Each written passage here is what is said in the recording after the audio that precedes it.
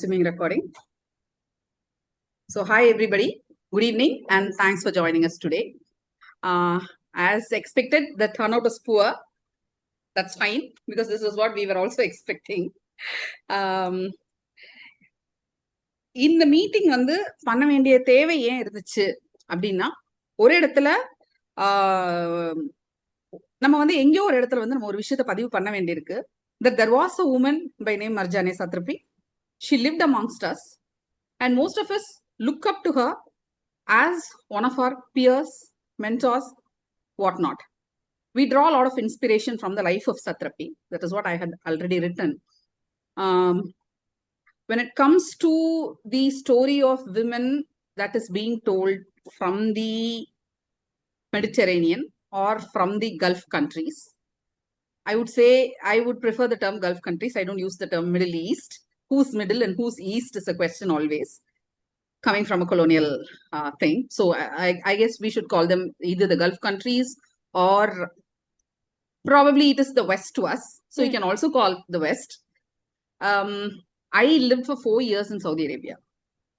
And I have seen in person what a theocratic state can do to women. And coming from that kind of a background, living a life of someone who probably has or had no roots, Marjane's life is the life of a generation that needed to be told. And in what way she told it is really something that makes us all sit together and talk about her today. She didn't bring too much of prose into her writing. Like, it was all short, worded sentences that I have seen of her.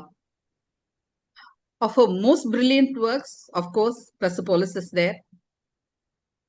It is one of the most read graphic novels of probably the past 30-40 years or so, we can say. And I think Persepolis is something that needs to be also told and retold to every generation of women who are coming out, who are breaking out, who are metamorphosing into an adult. Because coming of age novels are completely different when it is said in a colonial mindset, when it is said in the so-called Western angle, and when it is said in an Oriental angle. And at the same time, coming of age stories, when it comes from countries like Iran, are completely different.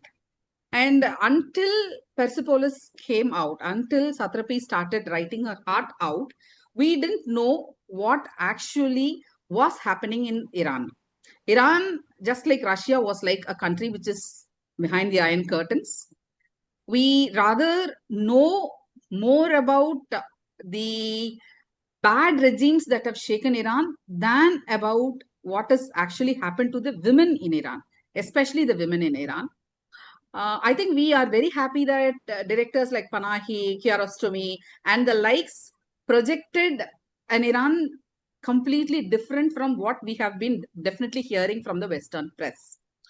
And when the news of Satrapi's death broke out, there were also social media posts alleging that she wrote her novels pleasing the Western powers, which I found, or I still find, like, it really baffles me as to how could someone think like it if they ever read what she has written. And also the story of, like, she died of heartbreak is really very bad. Man, she was that kind of a woman who would be smoking out somewhere and laughing at us if we were talking like this, that she died of a heartbreak. Because that was not Satrapi.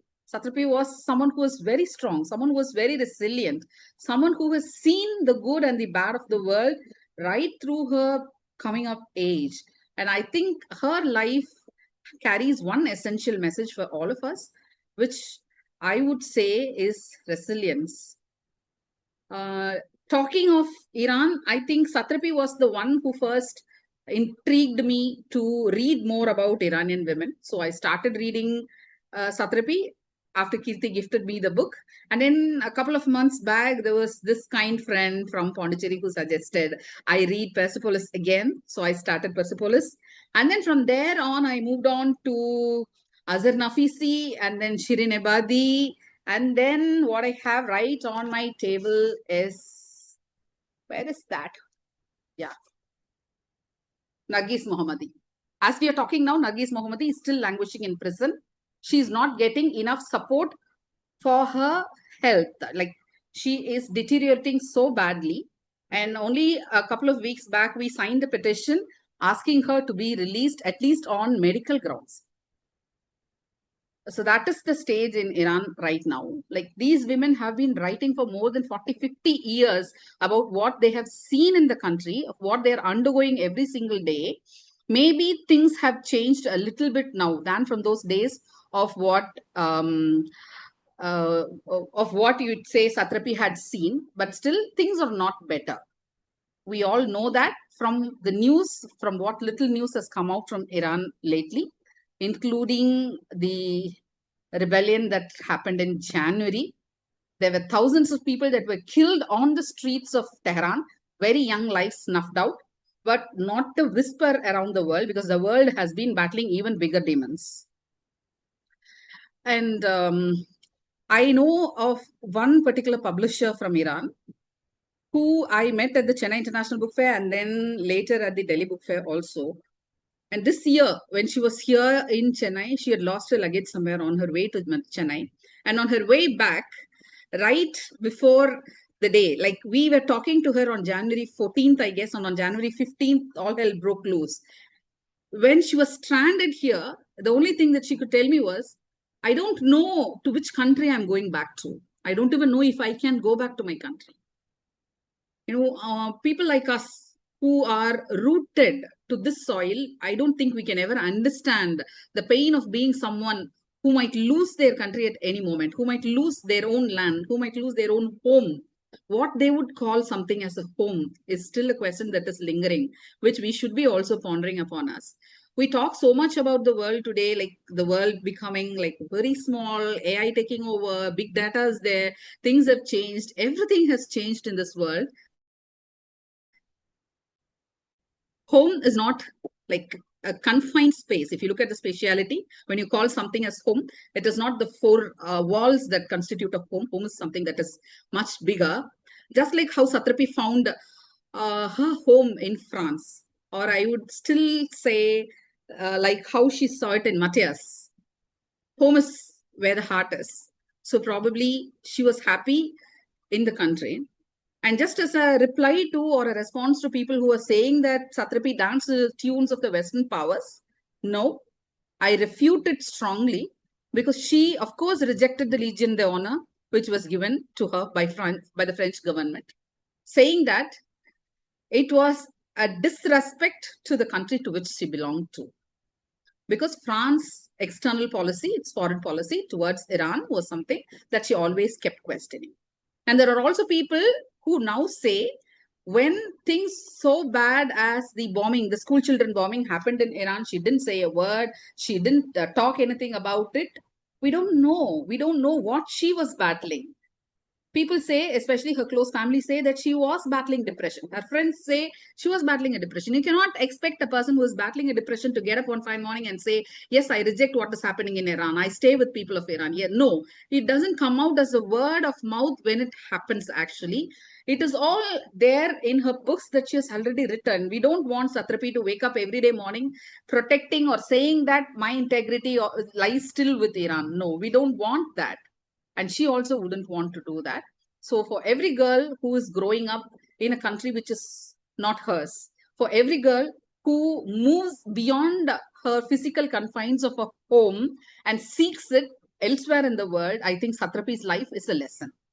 The way she survived in Austria, as she recounts in Persepolis, is something that every one of us would have faced while we are in an alien land, while we are living a life away from your home, plucked away from your home. Of course, not most of us are like privileged enough to live in a very safe environment. Just imagine a 19 or 20, some 20-year-old something sleeping on the streets of Austria, homeless. It's a real wonder that Satrapi was still alive after her ordeal in Austria. And I really love the way she shaped her life. And her work, of course, yes, this is her biggest work, Persepolis, of course. And I'm happy to introduce a translation of Persepolis in Tamil. So first part and second part, which has been done by Vidiyal Padipagam. In 2005, Iran or Kurandai Parvathin Karai and Iran Tirubum Kalam. Both of these have been done by S. Balachandran. Rukma actually suggested we try to bring in Anjali Singh for today's meeting. Anjali, who had translated her works, but then unfortunately we couldn't do that. We all know most of her works were translated and supported by Matthias Ripa some way or the other, which is why the couple ticked together. Like they were together so much. Like he was not just a partner to her, he was more than that to her. So probably that is why she fell into a depression. Probably we don't know. We really don't know. But then looking at the story of her, because we always talk about something called personal is political. She was someone who chose to bring the personal as a political. So when you look at Persepolis, or when you look at all the other works like Embroideries, for instance, the stories that are being said, the point that is being made is not simply a personal story. What is recounted is not simply personal. It is the history of a nation. It is the history of a theocratic state. And I think that is where we Indian women also lag behind. Not many of us would be confident enough to write our life stories. So that also is something that we should ponder upon. Because when we are telling a story of ourselves, it is definitely political, because all of us are political. We are deeply political. And so with that, I think we can go into today's meeting. Atma, I think Atma has a meeting right next after this. Atma, would you like to go first, or can I invite Kirti to talk first and then you could? Yeah, Kirti can talk and then I can follow. Kirti, fine. Then we'll start with Kirti. So I think a short introduction about Kirti. Kirti now is like on a sabbatical, if I'm not wrong. She has authored a book, if I am not quite wrong. And I met Kirti sometime in 2018-19 when I was probably a nobody in Chennai. Looking for things to write and researching and studying. So that was when I met Kirti, and I'm really so glad that we have Kirti today. Kirti was the one who gifted me this book in 2019. So that was the first time I read Persepolis, and I was entranced, if you could call it. That is where I started reading Satrapi. So thank you for introducing me to Satrapi, Kirti, and welcome. Please share. Thank you so much, Nivedita. Thank you for doing this, and thank you for having me. Just one little note. So I have spent the last 16 years working in the gender justice space. I work with survivors of gender-based violence directly. While I am continuing this work, it is my professional money-bearing work that is forced to take a sabbatical, because who has a job these days, right? We're either all losing funding or we're losing work. So that part of it is currently where I'm making a career shift on that front. But I think as feminists, we never stop the work. We are constantly always living our truth and consistently existing in that space. So that in itself is what I want to center today as a legacy of Marjane and what she brought into my worldview and way of thinking. And in fact, when I gifted Nivedita Marjane's book, my first thought was, I just hope she hasn't read it yet, because you only discover a book for the first time once. And that is a wholesome experience. And I so wanted to be able to channel that for Nivedita. So it just feels so wonderful that that's what happened. So I came across Marjane's work when I was reflecting on the military industry complex, especially in the ways in which it affects our everyday lives. At that time, I was a student on a Commonwealth scholarship, and I was studying peace and conflict studies at Coventry University. And the funny thing about these courses, when they are crafted by the Western glance, is that they continue to privilege the already privileged, even among the so-called subaltern, right? So in that course, I was given Gandhi's views, especially on non-violence and ahimsa, as critical to peace and conflict studies. And then there was another course that said you have to pay attention to what the subaltern says. It needs to be represented. Its voice, its role, and its presence is critical to peace studies. So I put both together, and in the final seminar, I asked my course module lead saying, you say that we have to pay attention to the subaltern, you say we have to pay attention to the values of peace, but why have you not curated any of Ambedkar's works? Because I feel like they are critical to peace and conflict studies.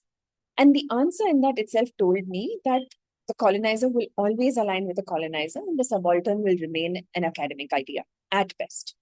And this was exactly why Marjane's ideas hit me like a ton of bricks, because she was using the Western medium of the comic. And in fact, she actually opposed the use of the word graphic novel because she said people use that word for the alternate. But the comic is almost always crafted by the white man hunched with acne on his face in his basement and is suddenly a fantastic author. So she was actually using that medium to create a powerful counter discourse. And she questioned fundamentalist ideas in her domestic context. And at the same time, also questioned the monolithic, homogenized, prejudiced idea of Islam and of Muslims and the Swana region, which is Southwest Asia and North Africa, as was held by the West.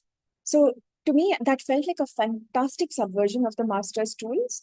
And not only dismantling the master's house, but also forcing us to look at where we had internalized the master's house within and continue to carry that legacy forward in moments like these, which are deeply subversive in a world that will not have any room for this to be happening in a hall physically anywhere. So she was tackling the double bind, and it was restricting her identity as an Iranian woman.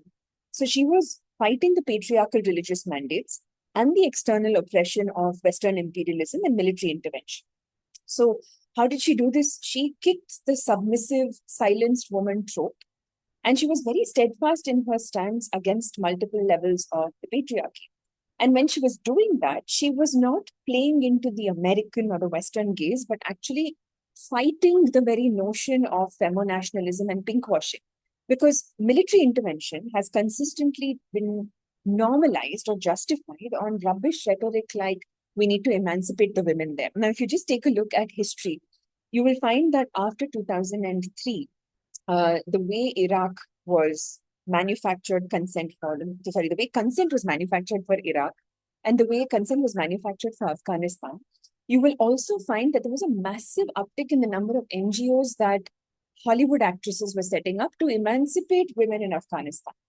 And the dialogue that went along with was, oh, our soldiers are serving the country. Thank you for your service. At the same time, they are setting Afghan women free, which is utter bullshit because Afghan women know what they wanted and it was not going to arrive on the backs of Western military outfits by any stretch of imagination. So Marjane rejected cultural imperialism. She questioned Western instrumentalization of the helpless woman trope. And I think for me at that moment, this was very, very significant because I had grown into a space that was manufacturing knowledge to make it seem like military intervention, humanitarian intervention was inevitable. So the us and them, I went to law school in Chennai, School of Excellence in Law. And when international law was taught, it was taught through the Western gaze. It was consistently taught to us to believe that emancipation happens only when the West shows up and actually liberates a population, which is the furthest you can go from the truth, as you can imagine. So one of the things that Marjane had said in this context actually remains in my mind, where she actually said that the world is not divided between East and West. You are American, I am Iranian, we don't know each other, but we talk to each other and we understand each other. The difference between you and your government is bigger than the difference between you and me. The difference between me and my government is bigger than the difference between me and you, but our governments are the same. And I think that's the critical point that landed, because for me, that broke that wall between what academia was yapping about and what activism was genuinely fighting and for generations at this. So this took me down a rabbit hole because Marjane's storylines, her work, her very existence was constantly peddled by the West in all its best-selling lists, because that's all it knows to do, as a woman's narrative, as emancipation of women. But if we think that her work was exclusively about gender, we have read her work with a very limited understanding. She was basically looking at implications and actions of feminism that transcended the gender trope. Her critique was of the systems, of the structures, of the multiple forms of oppression, which the West now has a jingoistic buzzword to use for, which is intersectionality, and they don't practice it. but she was embodying that. She was asking us to recognize how frugal and limited our thinking is if we are not questioning war as an institution. She was laying brick by brick to prove to us that peace is not the absence of war. It is about really meaningful conditions where everyone in society can thrive. Your gender is not a basis for you to be thrown out. Your religion is not a basis for you to be silenced. Your rejection of the markers of religion imposed upon you should not be a basis for your exclusion. She actually had a fantastic critique of the Iran-Iraq war, where she spoke about how after 8 years of war, public memory of why that war happened itself was lacking. People did not know why so many children had to die. And in that particular war itself, Iran and Iraq war, Germany was selling weapons of a chemical nature to both Iran and Iraq. And you know what they were doing in the background? They were actually taking the people who were affected by those chemical weapons into Germany to treat them, to basically study what happens because of the use of those chemical weapons, and then to create the medical miracles that will set their bodies free. So at every turn, the subaltern body was the site of extraction. It was the site of colonialism. It was the site of occupation.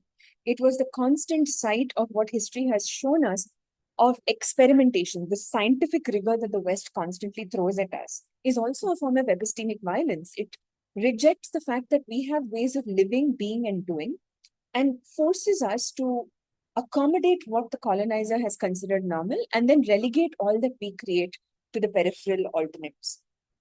So Marjane's questioning of these things also surfaced that a feminist frame is beyond add woman and stir. Her quest for equality, her quest for asking to be included within Iran was rejecting the patriarchal religious norms. Beyond Iran, it was rejecting the way Iran was perceived in a very pigeonholed fashion.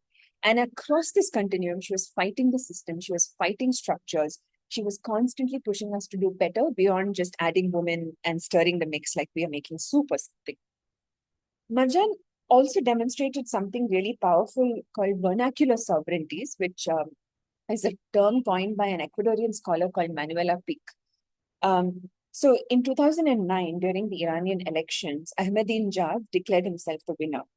But by the end of those elections, Marjane and a filmmaker, Mohsen Malba, went to the Green Party in the European Union with a document that clearly indicated that Ahmadinejad had only about 12% votes. And Mousavi, who was the opposition at that, until that point, actually had 65% of the votes and was actually poised to be the leader. But there was obviously some election fraud that had happened, right? Now, many people dismiss this by saying that Marjane was asking for Western intervention in Iran. Marjane was seeking Western support and was using her Western card, her identity card, which, by the way, till the end of her life, she did not even say that she had an identity she was comfortable with. She didn't know where she was at home. Nivedita talked about how home is such a critical feature for somebody who is constantly living with the reality that their home can be taken away, right? So at that point, the claim that she faced, pushback she faced, was that she was asking for Western intervention. But in reality, she was practicing a form of vernacular sovereignty where she was using a third party to function as an ally or an arbiter to actually hold accountable a system that was beyond her as an individual to hold accountable. And this is how so many women's groups across the world have practiced it. So you take the example of the radical grandmothers in Thailand. There were about 12 grandmothers in a village in Nanongbong in Thailand. And that village was facing the impacts of corporate extraction with mining and all the pollution that came because of it. These grandmothers got together, got in touch with women in the United States and said, we will make our weaving into products like baskets and shawls. You sell it for us and fund our activism. So you see, this is a form of agentic practice where you're not saying that I need you to save me. I need you to be my ally on a term of solidarity that I am defining for my people who I know better. So there's a marked difference from that helpless saviorhood, saviorhood of the helpless that the West is adopting versus what she did in her agentic nature, knowing what her government was capable of and knowing that support coming from outside can be meaningful pleasure. So she lived all of this, every one of those things, whether it was in the books that she wrote, whether it was in the life that she was leading, the personal and the political were deeply embedded in her very existence. And to dismiss all of that is actually to dismiss something very significant and to let the Western colonial way of thinking actually win. Personally, for me, Marjane's legacy has constantly left me with a very profound understanding of how the system is working to make us tired. She also wrote about this, where she said, the regime fully understood that one woman leaving her house, asking herself questions like, are my trousers long enough? Is my veil in place? Is my makeup visible for others? Or are they going to whip me? That woman is no longer asking about her freedom of thought or her freedom of speech or whether her life itself is livable or what is happening in the political prisons around her. So the system is under our skin, even in this moment. And in fact, just before I logged on, so very like just side information, I have a bit of a weird shoulder. So this shoulder is a bit raised, and I never wear shirts like this because it's very prominent in my mind. Maybe none of you noticed it until I pointed it out. But I realized just as I was checking the video before I got in, if I'm speaking about Marjane setting us free by recognizing how the regime gets under our skin, why don't I live that in this moment? And I'm really telling you that it's her spirit in this moment that is helping me lean into that truth. Because the regime gets under your skin. It asks you to adapt your entire personality to what is acceptable in the mainstream frame. And who's the mainstream but the colonizer? If it's not the white colonizer, it's the Brahminical colonizer. If it's not the Brahminical colonizer, it is a colonizer that has arrived to extract something you have, regardless of their identity. So this quote for me has been an invitation to also meet some of the criticisms of her work, because when we are internalizing the idea, when I say we, I'm speaking as somebody who, just sort of assuming the place of somebody who criticizes Marjane's work and calls it for the Western gaze. If we are going to normalize that perspective, we are still centering the Western as the dominant. We are giving it that gaze. Why do we need to force fit ourselves into that gaze and then dismiss somebody's entire lived experience, dismiss somebody's entire personal and political ethos, inner and outer world, because it is supposedly serving the Western gaze, because our gaze has not moved out of looking at it as the core and everything subaltern as the periphery. There is also the fact that so many people spoke about how Marjane was silent when the US did its ridiculous offensive in Iran and continues to do it.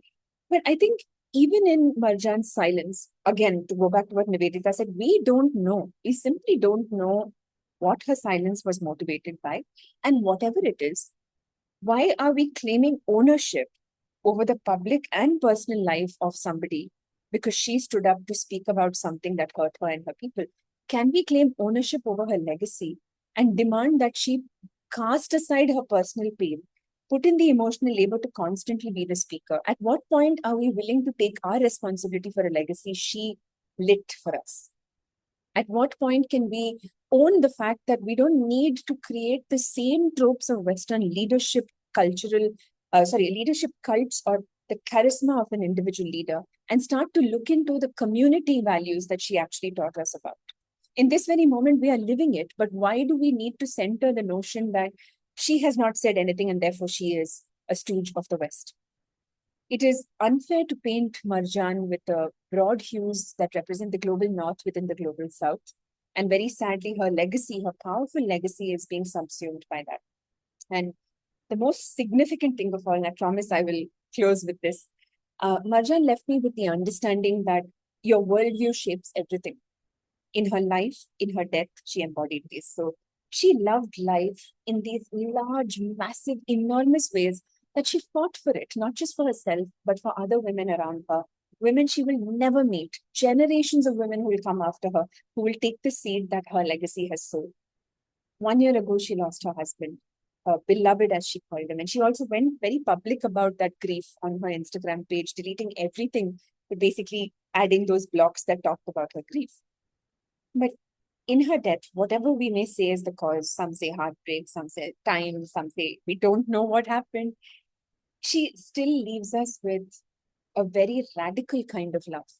And truly, if you have to change the system, if you want to fight the system, you cannot do it if your core is empty or bereft of love.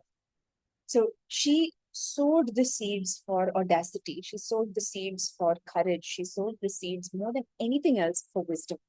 She taught us that you can be book smart, you can read about everything and still be a downright jerk borrowing her language. But she also taught us that wisdom is linear and grows only through experience, because there's a one-way traffic in time. So as I close what I have to say, I want to just leave you with these really beautiful words that Marjane said, which is, we give meaning to our life based on our point of view. Only wisdom, like the light of the candle, can bring us a complete view of existence. The key to wisdom is doubt. So if you doubted a little, you would definitely be less arrogant. Thank you so much for the space to share, Nivedita. It was a very cathartic experience for me, even reflecting on these thoughts and presenting them here. I will now pass the baton to Atma. Thank you so much. Thank you so much. Atma will be the next speaker. That's a very profound insight that you have given, Kirti. It's wonderful, like talking about the sovereignty, the vernacular sovereignty. There's so much that is still to be spoken about. But India, like a country that still is in the global south, and this fight between the global north and the global south, and trying to establish power in the global south, like to say who's most powerful. Let me destroy you and let me show, like what we are witnessing right now in Iran and in the Gulf countries. As we are speaking, there is a war that is still raging. There are drones still attacking the Gulf countries as we are speaking. And I think the world needs more and more people like Satrapi who could stand up to the powers and voice out what they actually felt from within. As you say, knowledge is something that is like a candle. And yes, it needs to be passed on to the next generation also. So thank you. Thank you. That was a very good, that's a really good speech. Thank you. So next to Athmanathan is the founder of the Dravidian Political Society, a student organization which is like spread across universities in India and abroad. So he has been doing a lot of reading sessions, a lot of discussions. We also had a Lit Fest with her stories together last month, which actually went really well. So Atma was also the person who mooted this idea that we have a meeting online, at least, to simply talk about Satrapi and to revel in her memories. So thank you, Atma, for pushing me to do this, because otherwise I wouldn't. I'm a really lazy person. So thanks for pushing me to do this. Welcome, Atma, please. Yeah, thank you. So, sorry. So, hello all, and thank you everyone for attending this session in the law of Marjane Satrapi and her writings. So, Marji was one of my early inspirations to develop my understanding of how society works. And if I'm speaking very slowly, I'm sorry, because I also told you that like I'm also a bit disturbed for past 2 days because after listening to this. So sorry for that. And yeah, so I read these 3 works. Like I started with Persepolis and I read Embroideries and I ended up with Chicken with Plums. So I thought like I'd like to share about how I engaged with Marji's works. So I was around 16 or 17 when I read the first part of the Persepolis, which Nivedita showed the Tamil translation of Vidiyal Padipagam. And later, like they didn't sell the second volume. Actually, they hide the second volume. The publications hide the second volume. So which was worrying. But yeah, while reading the first volume, I felt reading Marji was validating for me in many ways, because when you take the first volume, you talk about the childhood.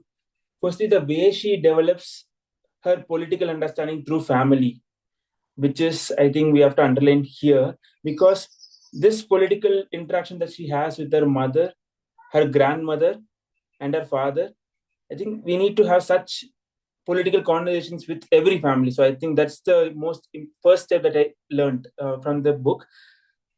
Because in a speech, because I later saw a speech in yesterday, like which she gave somewhere, in which she mentioned, I'm not a politician or I'm not a sociologist. I just wrote what I saw in my own eyes. So I think that comes with the political outlook that she develops from herself, then from the family, then from the society. So this is how she develops her political outlook, and where she also outlines her consistent explorations. So she's not stuck with one point, or she's not stuck with any ideas like that, but she's consistently exploring.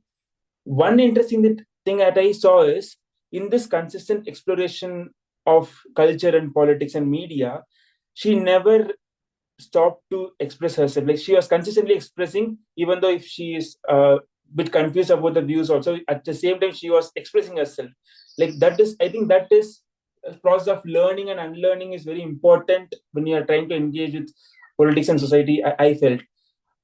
Because at one point, like what to say, she talks about the repression in the society that she was coming out, and the repression in the Western society also, which we can see like it's like an arc that I saw. So she developed her understanding in that way, and it took me 4 to 5 years to read the second part because I couldn't access the second part in Tamil. So it took 5 years to read the second part, which was a different kind of experience because she calls out Western culture, she calls out Catholic traditions, she calls out also the punk culture in a bit. So in this calling out, I also draw very carefully that I don't know how much of you accept it. I draw parallels between Marjane and Periyar a bit because Periyar was also consistently against all sort of religious superstitions. He was also opposing all religions equally. Marjane was also opposing all religious superstitions equally. So, for example, Satrapi was like she critiques the way she's been going through the cultural policing in Iran when it comes to dress, when it comes to icons, when it comes to behavior, like you are walking like this, you are dressing like this, you should not do like this, that. And then she's exploring what Catholics are doing. And then she's calling out nuns very openly in a very derogatory way. And for the parliamentary nature of the discussion, I don't want to mention the word, but she calls out the nuns also. And this is the thing I was telling about the consistent exploration that she has and the courage that she has to express herself. So because this thing is like, if we are a bit doubtful, for me, if I'm a bit doubtful about certain things, I will not express it immediately. But it was so inspiring for me to understand that in the exploration process itself, you have to express yourself. So this exploration and expression should come to each other. It should be mutual to each other so that you can develop a political understanding, which was a very inspiring for me at that point. And there was also this one part where she goes with this, she engages with punk culture, and she also finds problem with that. So there was this one man who tells like life is a void, like that to her, and then Margie immediately rejects and tells like, you can't tell that because a lot of people are giving their lives for freedom. So this understanding was also a bit interesting, and she calls him a prick later. So I was also wondering, like, this makes us to rethink what is the purpose of art and literature. So because even in Tamil Nadu, we see like, is it the purpose of art and literature is to crush the revolutionary spirit of people by saying such things like life is a void and life is a Maya and everything. And we see like these people are lot of Tamil writers, very renowned writers are writing it about these things and repeating the same ideas in different titles and running a publishing house under their own name and to sell it in the massive amounts. We are seeing it in Tamil Nadu with a lot of renowned writers. I don't want to call their names. Or the purpose of art and literature is to assist the humanity in development of their rationality and their scientific temper and carry forward their stories and emotions to the next generations. So which side we are going to take is what another thing that Margie taught me. Finally, I want to mention about the critique of intellectuals that she put forth, which is very interesting because this critique made me to realize the depth of sensibility and responsibility every student, scholar, teacher, and most importantly, the so-called intellectual should have. Because there is this character, Marcus, who says, I don't want to take part in on-ground activities and such, because he quotes this thing, I write because culture and education are the lethal weapons against all kinds of fundamentalisms. We have to educate people so that they won't vote for Nazis. So he was refusing to come on ground and fighting for liberation of fundamental rights because Margie was calling him, and Margie immediately responds, intellectuals are too precious to waste their time shouting. Anyways, it's the cowardice of people like you who give dictators the chance to install themselves. I think this was an answer for many questions at personal level as well as political level. And I think this even answers about the recent Tamil Nadu elections, in my opinion. And to conclude, like, I was not able to access those books because I don't have access here. But whatever I read and I marked in my phone notes, like, and I took photos, like, and what stood in my heart, I was just sharing about it from the reading of these Persepolis embroideries in chicken with plums. Because Marjie's loss was deeply disturbing for me, and I don't know what, like, and I just like shared this small piece of message in the French in social media, and I'm just like sharing it to you. So what I said is, I am a stranger to you, Marji. I am a stranger to you, but you were always my friend and my teacher. So yeah, with that I'll conclude this thing. Thank you. Thank you so much, Atma. That was very, very heartwarming. The last end note, I really love that. Excellent. The way he extrapolated, like, like talking about Tamil political milieu and like drawing a parallel with Satrapi's work. And I was like flabbergasted when you said Periyar and Satrapi. Yes, I was thinking why I didn't think earlier about it. So thank you. That was a very thoughtful, brief speech about her. Thanks a lot. And I think next we will invite Varsha to speak about Satrapi. And Varsha is an illustrator, an art illustrator who is very, very popular on Instagram. Uir May is her page, and she's the most popular one for the Tamil artworks that she does, because I find most of the artists and illustrators working on English, and when it comes to Tamil, it's such a rarity. I particularly like the t-shirts that she has done. Kolam Madri Tamil போட்டு பண்ணியிருந்தாங்க with Tamil letters. That was really wonderful. So Varsha experiments a lot with the Tamil letters and with Tamil poetry also. So like I'm really very happy that Varsha accepted to talk about it, because I wanted Varsha to speak something from an illustrator's angle. Because if you look at Persepolis, I think I love the way she has simply used black, no other colors.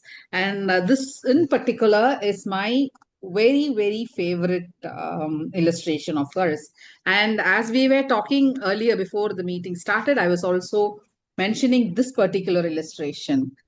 Like this is a reminder of mother and a son, a very young son who is in the Iranian military, who is being killed, and how the Iranian military glorifies, the Iranian government glorifies such death of young soldiers as the red tulips that flower.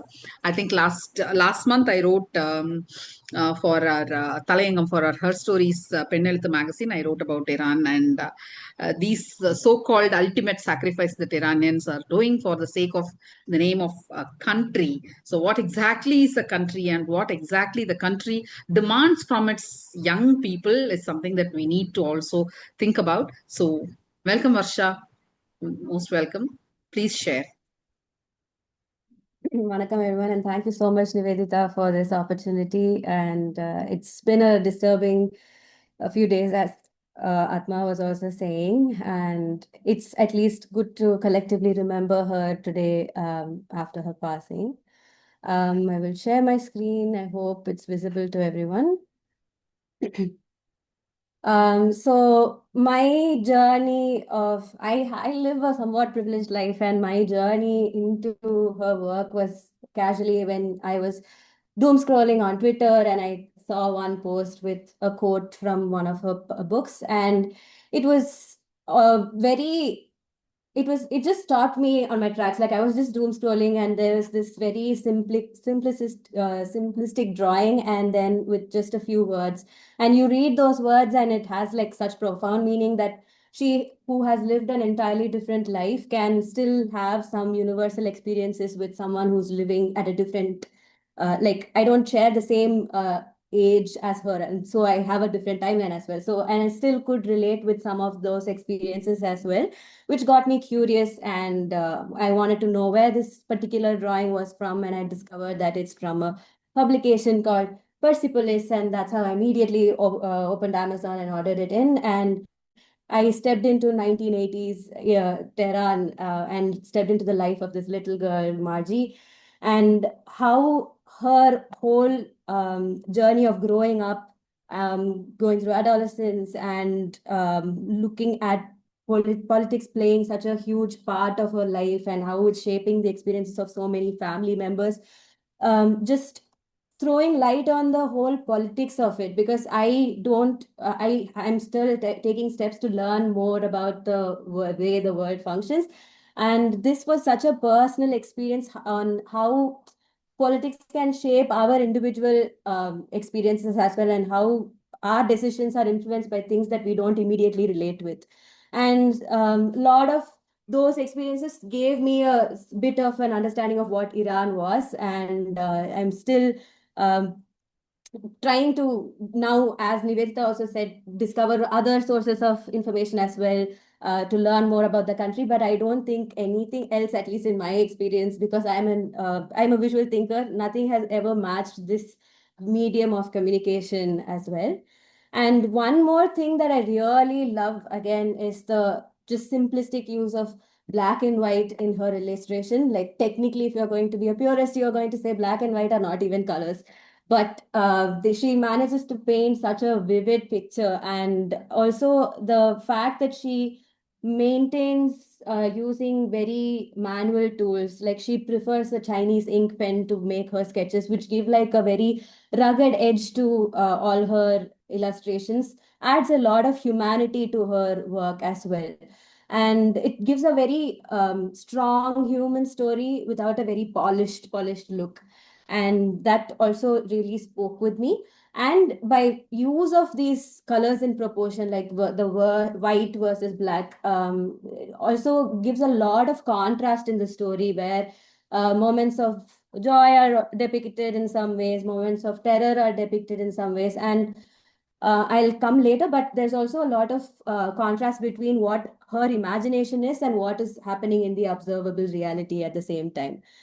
And to borrow from her own words, even I was thinking, like, if something happened in my life, my initial instinct, even though I'm an artist as well, would be to just first write about it somewhere. And she could have also written about it as a typical book, sharing her experiences. But she says that drawing is that universal language. And when you want to describe emotion to someone, if you draw it, it's going to be absorbed much better by them, even if they don't know the language that like joins the drawing. And another thing that I also discovered is that her foundation, like she studied graphic arts, and her foundation or roots are mostly paintings. And even choosing to present it as a comic was a very conscious decision that she took, because through paintings, she was sure that it will only reach a certain group of people within these galleries and have only discussions in certain places. But she wanted to incorporate her story into popular culture and make sure it reached a wider audience. And I'm so grateful for that decision, because that's how I am also able to witness these stories. And another aspect is that when her style is there, like illustration has a lot of like you can either show something the way it is exactly, or choose to make it a little bit abstract. And one thing that she also decided to do was make it into a comic with minimal features, or minimal styles itself, so that it had a sort of abstraction, because abstraction forces people to pause and interpret that art. So that itself was one layer to it. And also that if there was a chance that this became very visually distinct for its own culture and for its own time in the scheme of things, there was a risk that she felt that people will not interact with that story. They will say, oh, this is a foreign story, I don't want to know more about it. And she didn't want that to happen. And so she took this conscious decision again to make elements as simple as possible, and even like keep those identities relatively simple, so that it feels like just any other story that we are living through. And another specific thing that also stood out for me is how throughout all these struggles, there are a lot of humorous points. Like one place where they're saying, they're just recalling prison stories, and one guy is like, my nails are not growing anymore after they plucked it out and all that. And then the other one is like, at least I'm happy that I'm having my nails. And it's like so dark, but then it's also funny at that time. And I feel like this quote again from her captures that best, because if something is bearable, you then complain about it. But when it becomes unbearable, you either die of it or you just live to laugh about it and move on. And I think comics was the perfect medium where she could explore all of these themes with the balance of seriousness and fun. And as I mentioned before, even through like going to the technicality, she uses these boxes to go in like linear format in the whole story where she explains her narration. And through the way she colors certain elements, she demarcates which is her imagination, because this particular spread is about her conversation with God. And you can see those panels clearly stand out versus the ones that are based on observable reality. And this continues throughout the book as well. And another thing is that sometimes she breaks free of this whole box thing where she wants us to again take a pause or, like absorb the severity of a situation.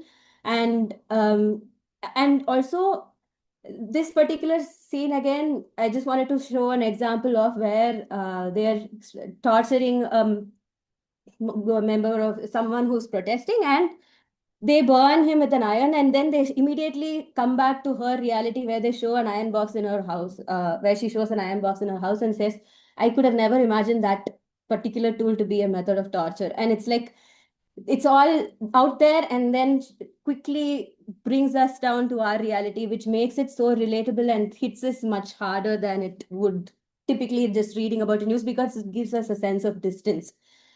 And aside from these smaller boxes, there are these full page spreads as well of illustrations, one of which Nivedita showed where the girls are posing. And then this is when they're celebrating like the pause of Shah's regime. And then there's also moments of shock that she inculcates through these full size spreads where they're showing about executions of people who refused to surrender to Islamic religionism. So that contrast was really very tastefully done, very intentional in the story. And there is also these smaller snippets that just work independently, which could even be like memes that we could use in our daily life.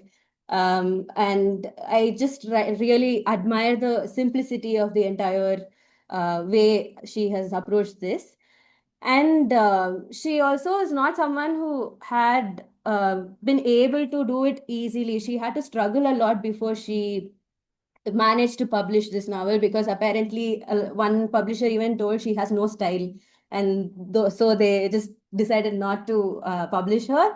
And like despite being depressed even at that point, she said apparently this is something that someone advised her, that you need to do anything to achieve what you want. And if someone is able to do something and feel like if they stop doing they are not going to be affected by it, then they should just stop doing that. If they feel like if they stop doing that and they won't be able to even live, is then it's then that becomes sincere itself. So for her, art was life or death, and she had to do it, and that's how she pushed through, and we are now able to discuss her work today. And even when the movie was made based off the book, she put her heart and soul into it. She made sure that it was humans telling the story. She put together a whole team and made sure it was made through 2D conventional methods of animation, and personally acted out stories, voiced those stories to give that sort of realisticness. And I feel like someone in her place could have just taken a step back, left it with someone. But again, that sincerity comes because it mattered to her how authentically her story was being represented, and I just admire her for that as well.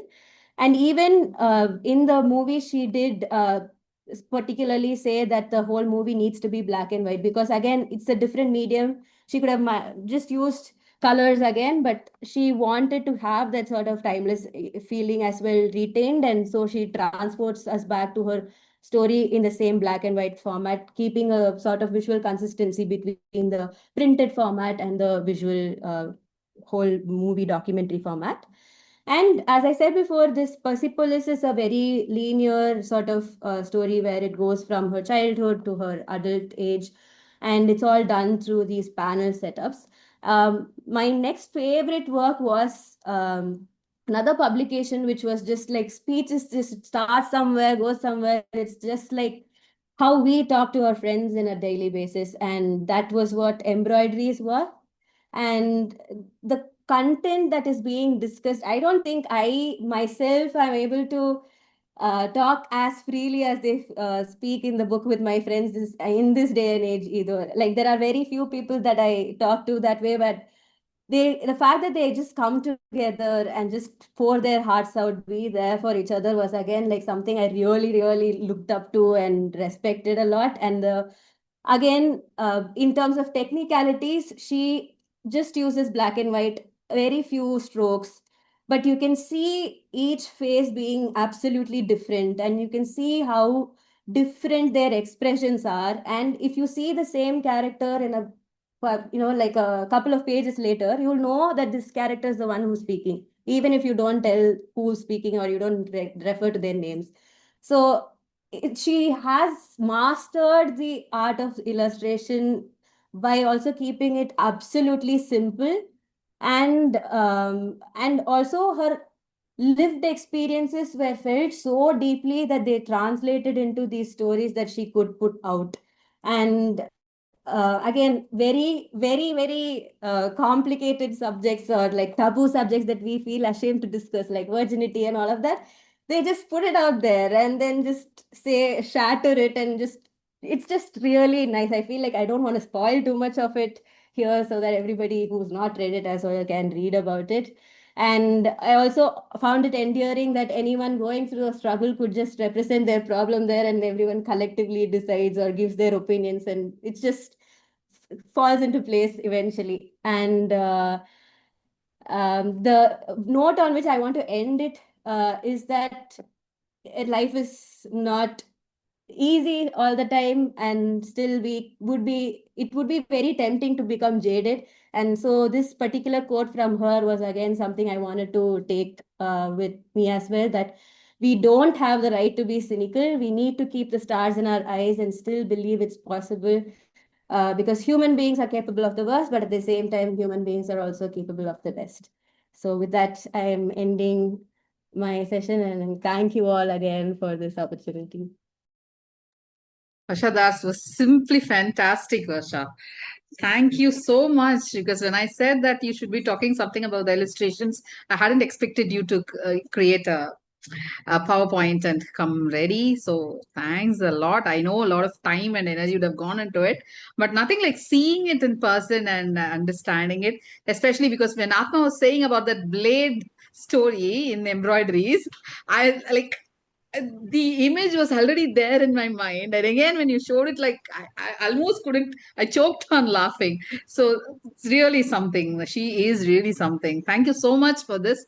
Thank I you, was sir. like, I was keeping on taking screenshots as you were taking, because I started and Atma also messaged me, take screenshots, take screenshots. I was taking it. We'd be really glad if you could share the PPT with people here so that they can also take away something from her and your session today. So thank you so much, Varsha. Means a lot to us. Thanks. And I think I also wanted to read a small portion from her interview. Marjane says, um, there's a question that is asked to her. Do you think you reach a broader audience because of your use of comics? And here's her answer. Maybe because of the images. You see a picture and understand perfectly, immediately, the basic thing that's happening. It's probably more accessible because we are in a culture of images now.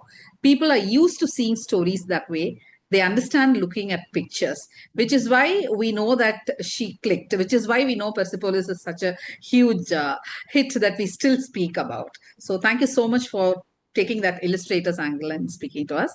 Thank you. So the next person for today evening is going to be Rukma Anil. Rukma is pursuing her higher studies in UC Berkeley, and I'm really glad that she's able to give us her insights in this meeting.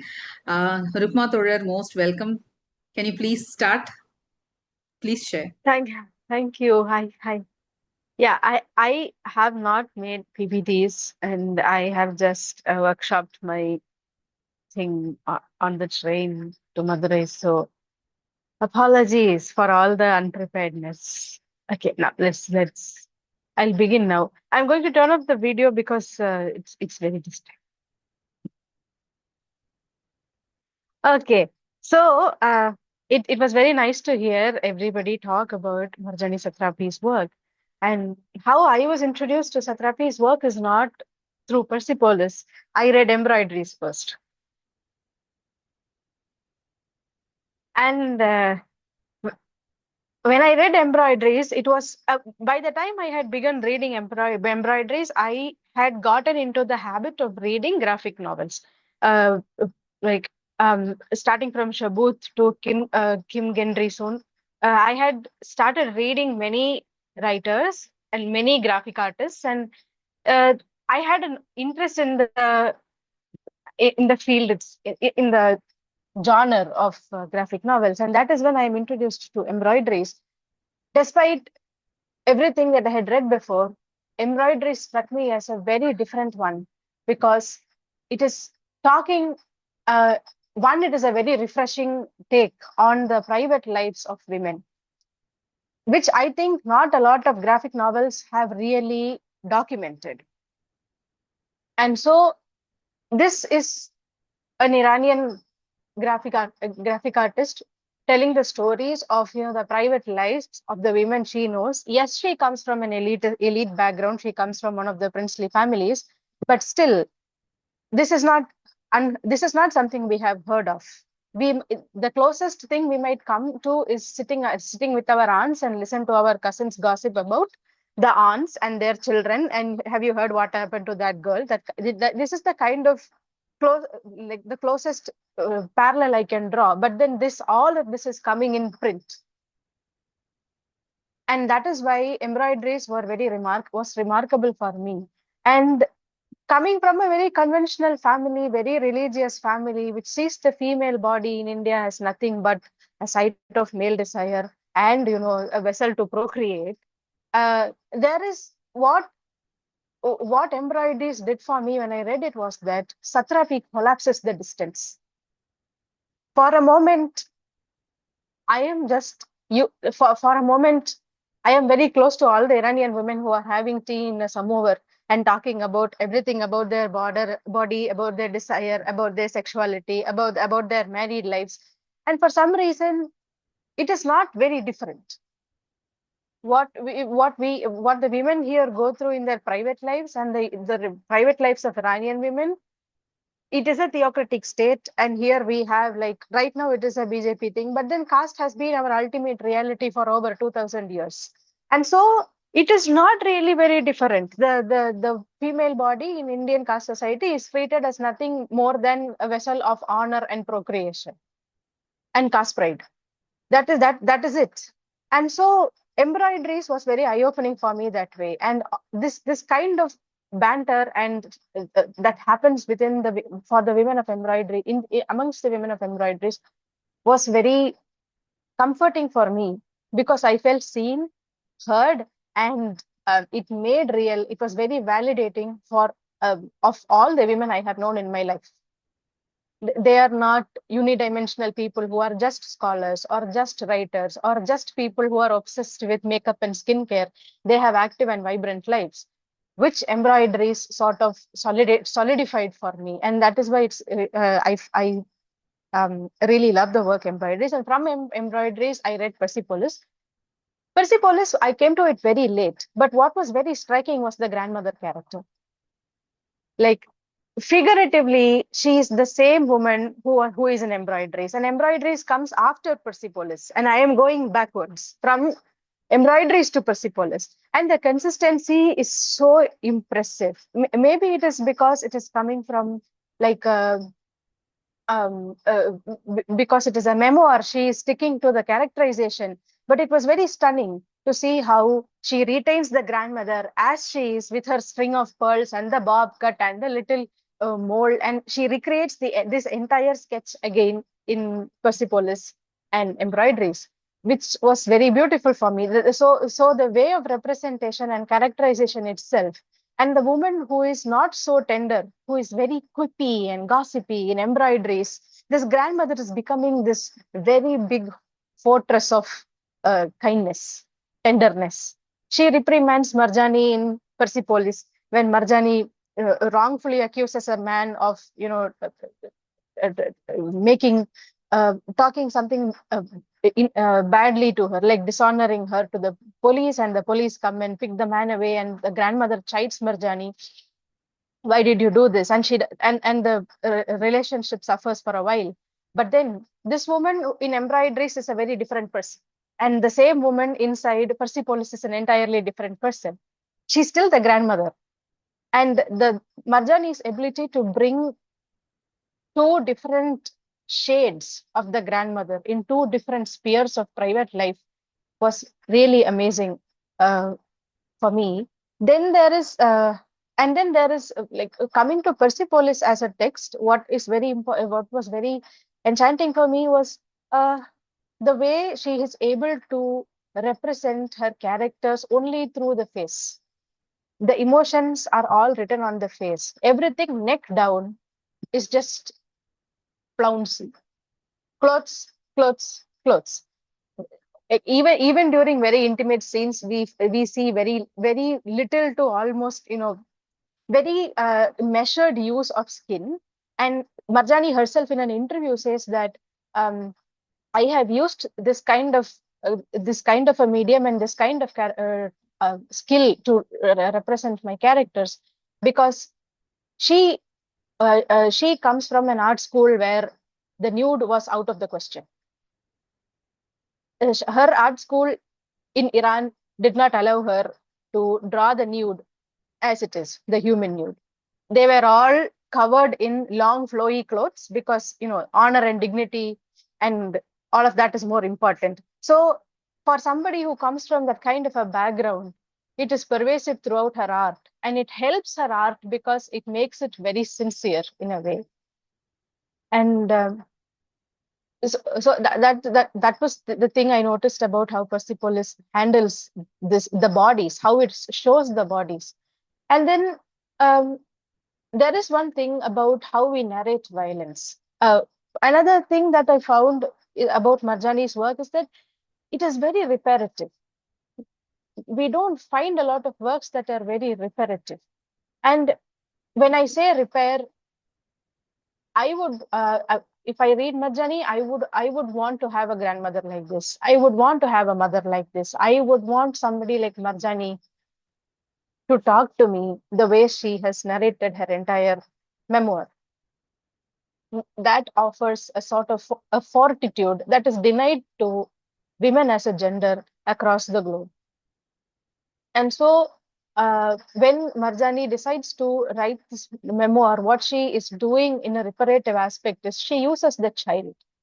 The POV is basically the child. Yes, she's an adult woman writing her memoir, but we see it as baby Marjane growing up all the way to this, fabulous woman in her 30s and 40s and coming up with Persepolis. This is the entire Persepolis within a theocratic state of repression. So what it helps us see is that her ability to distance the violence, the place where this violence is happening, the women's bodies where this violence is happening, into something that is closer, more tender, very sensitive. And it's a very sentient way of looking at the entire what could be what is seen as this repression of a theocratic state. There is this Saidia Hartman in one of her texts, one of her essays actually, Venus in Two Acts, talks about how do you she asks this question: how do you visit these scenes of subjection as in this spaces of violence, without really addressing the violence, without replicating or reproducing the grammar of the violence. This is where the child in Persepolis becomes very important. The child's eyes, while it registers the violence, it also registers all sort of tenderness around it. And that tenderness is what makes this work very reparative. It is, if we look at it, we do not, she is able to separate religion from the theocratic state. The theocratic state itself is a system. And she is able, and throughout this memoir, we don't see people praying. We don't see people doing namas. We don't see anything of that sort. So all this Islamophobic things, I don't think they are true, because she's not, the average person of Iran is not spending their time doing all of this. The average person of Iran is trying to survive. The average person of Iran is trying to get by. They are not it is not like you are doing yoga and you are saying Om Namo Vasba, Hare Rama, Hare Krishna for 16 times a day just because you are living under a BJP RSS complex state. This is not what Marjane is doing. For her, every Iranian household is not, it is not resorting to religion per se. Religion is different, and the repression of a theocratic state is different. And this ability to remove the state and the religion and revisit the violence without the exasperation the violence brings. I think that is what is very reparative about Marjane Satrapi's work, and that is why we love her for collapsing the distance and, giving us reparative memoirs, reparative narratives of this kind of living in under a violent nation state. And that is also because, again, as Hartman says, this way of narrating is the only way and the only stories we will be able to give ourselves, because the world is not going to give it to us. People who have been violent to us are not going to give it to us. So it is up to us to make all these reparative narratives for generations to come. And Satrapi shines as this very big, like exemplary, exceptional figure when it comes to writing reparative narratives. That is what I find very interesting about her. Thank you. Excellent, Thora. Thank you so much. That was very, very insightful. Like, we need this kind of thing. The thing that you say about, like, every average Iranian is simply looking for survival. That is what Satrapi is trying to tell us. That is what she has been trying to tell us all these through all these books. Now, as we speak, I already spoke about my publisher friend in Iran. She's from Tehran. And I have requested her for an interview for her Stories magazine last month. They didn't have internet. There is an internet blockade in Iran right now as we are speaking. WhatsApp, it worked for a couple of days last month. So she was able to get my message that I need her interview. I shot her across the questions through WhatsApp. Then she messaged me back saying that she couldn't get the entire message, so that I need to send it through email. I sent her an email last month and I'm still waiting for her response. Again, internet has been blocked. So that is the condition that, like, women are living there. As you say, yes, survival is something that they are striving for. If I would ask my publisher friend if she's a Muslim who prays 5 times a day, she says yes. But apart from that, I'm also a living human being. I need to feed the mouths that are looking for me, she said.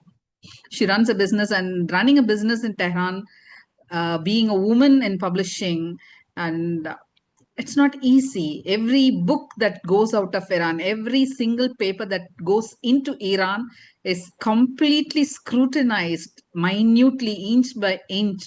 So nothing, the so-called non-religious content, any democratic content cannot cross its borders and reach its people. So it's that difficult. So living in that kind of a situation, anyone would be striving only for their survival. So the survival of these women, that these stories that are right now being told across the world, say, for instance, I think since the 1980s, there has been such a surge of Iranian women who have been writing about their nation's apathy, their nation's status, like Nafisi, Rebadi. I think we women from India need to take a lesson or two from their lives. We need to read a lot. I keep telling people we need to read what is happening to the women around the world, to the women across the globe. Say, for instance, there is East Tamil Quran. This is one book that I read recently, How to Lose a Country. And apparently, if you read it, there is a sense of deja vu of like what is happening in India every day has something that happened in Turkey 10, 15 years ago. And it is going to happen to us also. So when there is something we are looking up to, we know that something is going to befall us, we better be prepared. Thank you so much, Rukma Thorer, for your excellent sharing. Thank you. So the next person today is Praveen. Praveen is one of our very young translators in Tamil. Like he has translated a very important book, Sujata Gidla's Ant Among Elephants, recently, and the book has been doing well. And he is also right now translating a couple of books for her stories. So I'm so happy to have Praveen here. He reads a lot, a very voracious reader. He is also a vlogger. He does YouTube videos, I guess. And thank you so much, Praveen. In short notice, you just said yes to this meeting. I know you have been keeping busy, you have been traveling, but still, for the love of Satrapi, thank you for being here. Over to you. Please share. வணக்கம். நான் தமிழ்ல தான் பேச போறேன். அது problem இல்லைன்னு நினைக்கிறேன். Most welcome. Okay okay. எனக்கு ஈரான் அப்படின்னு சொன்னா எனக்கு ஏர்லி மெமரி என்னன்னு பாத்தீங்கன்னா 2 விஷயம் தான். ஃபர்ஸ்ட் வந்து வார். சின்ன வயசுல நான் ரொம்ப வார்ல தான் நான் ஈரான்ங்கிற ஒரு இதை கேள்விப்பட்டிருக்கேன். அதுக்கப்புறம் ரொம்ப நாள் கழிச்சு நான் கேள்விப்பட்டது ஈரானுடைய மூவிஸ். ஸோ இந்த 2 வழியா தான் எனக்கு ஈரான் தெரிஞ்சிச்சு. அப்ப ரொம்ப க்ளோஸா போறதுக்கான சான்ஸ் எப்படின்னா அகைன் மூவிஸ் தான். நம்ம மஜிதியோட படங்களோ, அப்பாஸ் கராசியோட படங்களோ, அப்புறம் இப்போ அஸ்கர் ஃபர்கதியோட படங்களோ, அவங்க படங்கள்ல பார்க்கக்கூடிய ஈரான், அவங்க குடும்பங்கள் காட்டக்கூடிய விஷயமும் அவங்க சொல்லக்கூடிய விஷயம் புரியுது. ஒரு ட்ரூத் அண்ட் கன்விக்ஷனோட சொல்றாங்க. சொல்லப்போனா பியூராவும் இருக்குது. பட் இவங்க சத்ரப்பி சொல்லக்கூடிய குடும்பங்கள் அது பார்த்தனா எல்லாமே ஒரு டிப்பிக்கல் என்ன மாதிரி நம்ம ஊர்ல எப்படி ஒரு ஃபேமிலி இருக்குமோ அந்த மாதிரியான ஃபேமிலியும் காசிப் பண்றமும் அந்த மாதிரிதான் இருக்கிறாங்க. ஆனா ஒரே ஒரு வித்தியாசம் நான் என்ன பாக்குறேன்னா, அங்க சத்ரப்பி சொல்லக்கூடிய பெர்சிபோலிஸ்ல அவங்க சொல்லக்கூடிய கண்டிஷன் பாத்தீங்கன்னா ஒரு வார் கண்டிஷன்ல இருக்காங்க. வார் சிச்சுவேஷன்ல at any point of time யாருமே பெர்ஃபெக்டா இருக்கிறதுக்கான வாய்ப்பு இல்லைன்னு நினைக்கிறேன். எல்லாருமே ஹிப்போக்ரைட்ஸா இருக்கிறதுக்கான வாய்ப்பு தான் இருக்குது. ஏன்னா நம்ம ஒரு நேரத்துல ஒரு விஷயம் நம்ம சொல்லியிருப்போம். ஆனா சிச்சுவேஷன் வரும்போது அதை நம்ம கண்டிப்பா நம்மளால கடைபிடிக்க முடியாத மாதிரி இருக்கும். அந்த மாதிரி நிறைய சிச்சுவேஷன்ல அவங்க வீட்லயே அவங்க அம்மா அப்பா வந்து ஒரு ஹிப்போக்ரைட்ஸா பாக்குற சிச்சுவேஷன் நிறைய சிச்சுவேஷன் வந்து சத்ரபிக்கு வருது. இது வந்து ஒரு குழந்தை வந்து வளர நேரத்துல அவங்களுடைய ஐடியாலஜிஸ் அவங்களா டெவலப் பண்ணிக்கிற ஒரு தருணங்கள்ல தான் அவங்க காட்டுறாங்க. சொல்ல போனா வேரியஸ் இசங்கள் வந்து அவங்க சொல்ற மாதிரி அவங்க ரிலீஜியன் சரி, ஒரு கம்யூனிசம் சரி, இந்த மாதிரி இசங்கள் கடந்து வரும்போது எப்படி அவங்களுக்கான ஒரு ஐடியாவை முழுசா எடுத்துக்கிறதுன்னு ஒண்ணு இருக்குதுல்ல. மாறி ஒரு நேரத்துல அந்த அவங்க ஐடியாலஜி ஓகே இவங்க சொல்றது கரெக்ட் மாதிரி இருக்குது. சொல்ல போனா கிளாஸ்லயே வந்து எல்லாருமே இப்படிதான் சொல்லப்படுறாங்க. கடவுளால கிரியேட் பண்ணப்பட்ட ஒரு அவர் தான் நமக்கு இந்த மாதிரி சொல்லும் போது குழந்தைகள் ஸ்கூல்லயே இப்படி வந்து குழந்தைகளை திரிக்கும் போது அது வெளியே வந்து திரும்ப உலகத்தை புரிஞ்சுக்கிட்டு சயின்ஸை அண்டர்ஸ்டாண்ட் பண்ணிக்கிட்டு ஒரு விஷயங்களை அதை அழிச்சுக்கிட்டு அன்லேர்ன் பண்ணிக்கிட்டு ரீலேர்ன் பண்றதுங்கிறது ஒரு பெரிய ப்ராசஸ். இது வந்து அந்த கண்ட்ரில மட்டும் இல்ல, எல்லா கண்ட்ரிலையும் எஜுகேஷன் சிஸ்டத்துல இது ஒரு பெரிய ப்ராப்ளமா இருக்குது. சோ இந்த மாதிரி இசங்கள் ப்ராப்ளங்களா இருக்குது. அட் த சேம் டைம் இவங்க வந்து வார்ல தொடர்ந்து இருக்கிறனால இவங்களுடைய சொந்தக்காரங்கள் எல்லா இடங்களையும் இருக்கும்போது at any point of time இவங்க ஒரு பதட்ட நிலையிலே இருக்க வேண்டியிருக்கு. அந்த இடத்துல இவங்க இருக்காங்க, அப்ப அவங்களுக்கு என்ன ஆச்சு நம்ம கேட்கணும். இந்த இடத்துல இவங்க இருக்காங்க. சோ இந்த ஒரு எப்படி வந்து வாழ்க்கையை ஓட்டிருப்பாங்கன்னு நினைச்சு பார்த்தா நம்ம வாழ்ற வாழ்க்கையோட கம்பேர் பண்ணி பார்த்துட்டே இருக்க தோணுது. நமக்கு அந்த மாதிரி ஒரு பெரிய ஒரு ஒரு நெருக்கடிகள் பெருசா இல்லாத நேரத்திலேயே நம்ம தேவையில்லாத ஒரு பதட்டங்களோட திரிஞ்சுக்கிட்டு இருக்கோமோ இந்த மாதிரி எனக்கு தோணுது. த சேம் டைம் இப்போ வார் அப்படிங்கிறது எக்ஸாம்பிளுக்கு ஒரு சுச்சுவேஷன்ல ஒரு அம்மா தன் குழந்தையே ஒரு பதட்டத்துல அவங்க குழந்தையே வேற இடத்துல ஓடுறாங்க. அப்போ சத்ரபி சொல்றாங்க ஐ டவுட் மெட்டரல் இன்ஸ்டிங்ஸ் அப்படிங்கிறாங்க. அப்போ ஒரு தாய்ங்கிறது என்ன, தாய்மை நம்ம ஒண்ணு தெளிவு வச்சிருக்கோம்ல, இப்போ வாருங்கிற நேரத்துல என்ன ஆகுது அப்படிங்கிற அடிப்படை கேள்வியில போய் நிக்குது.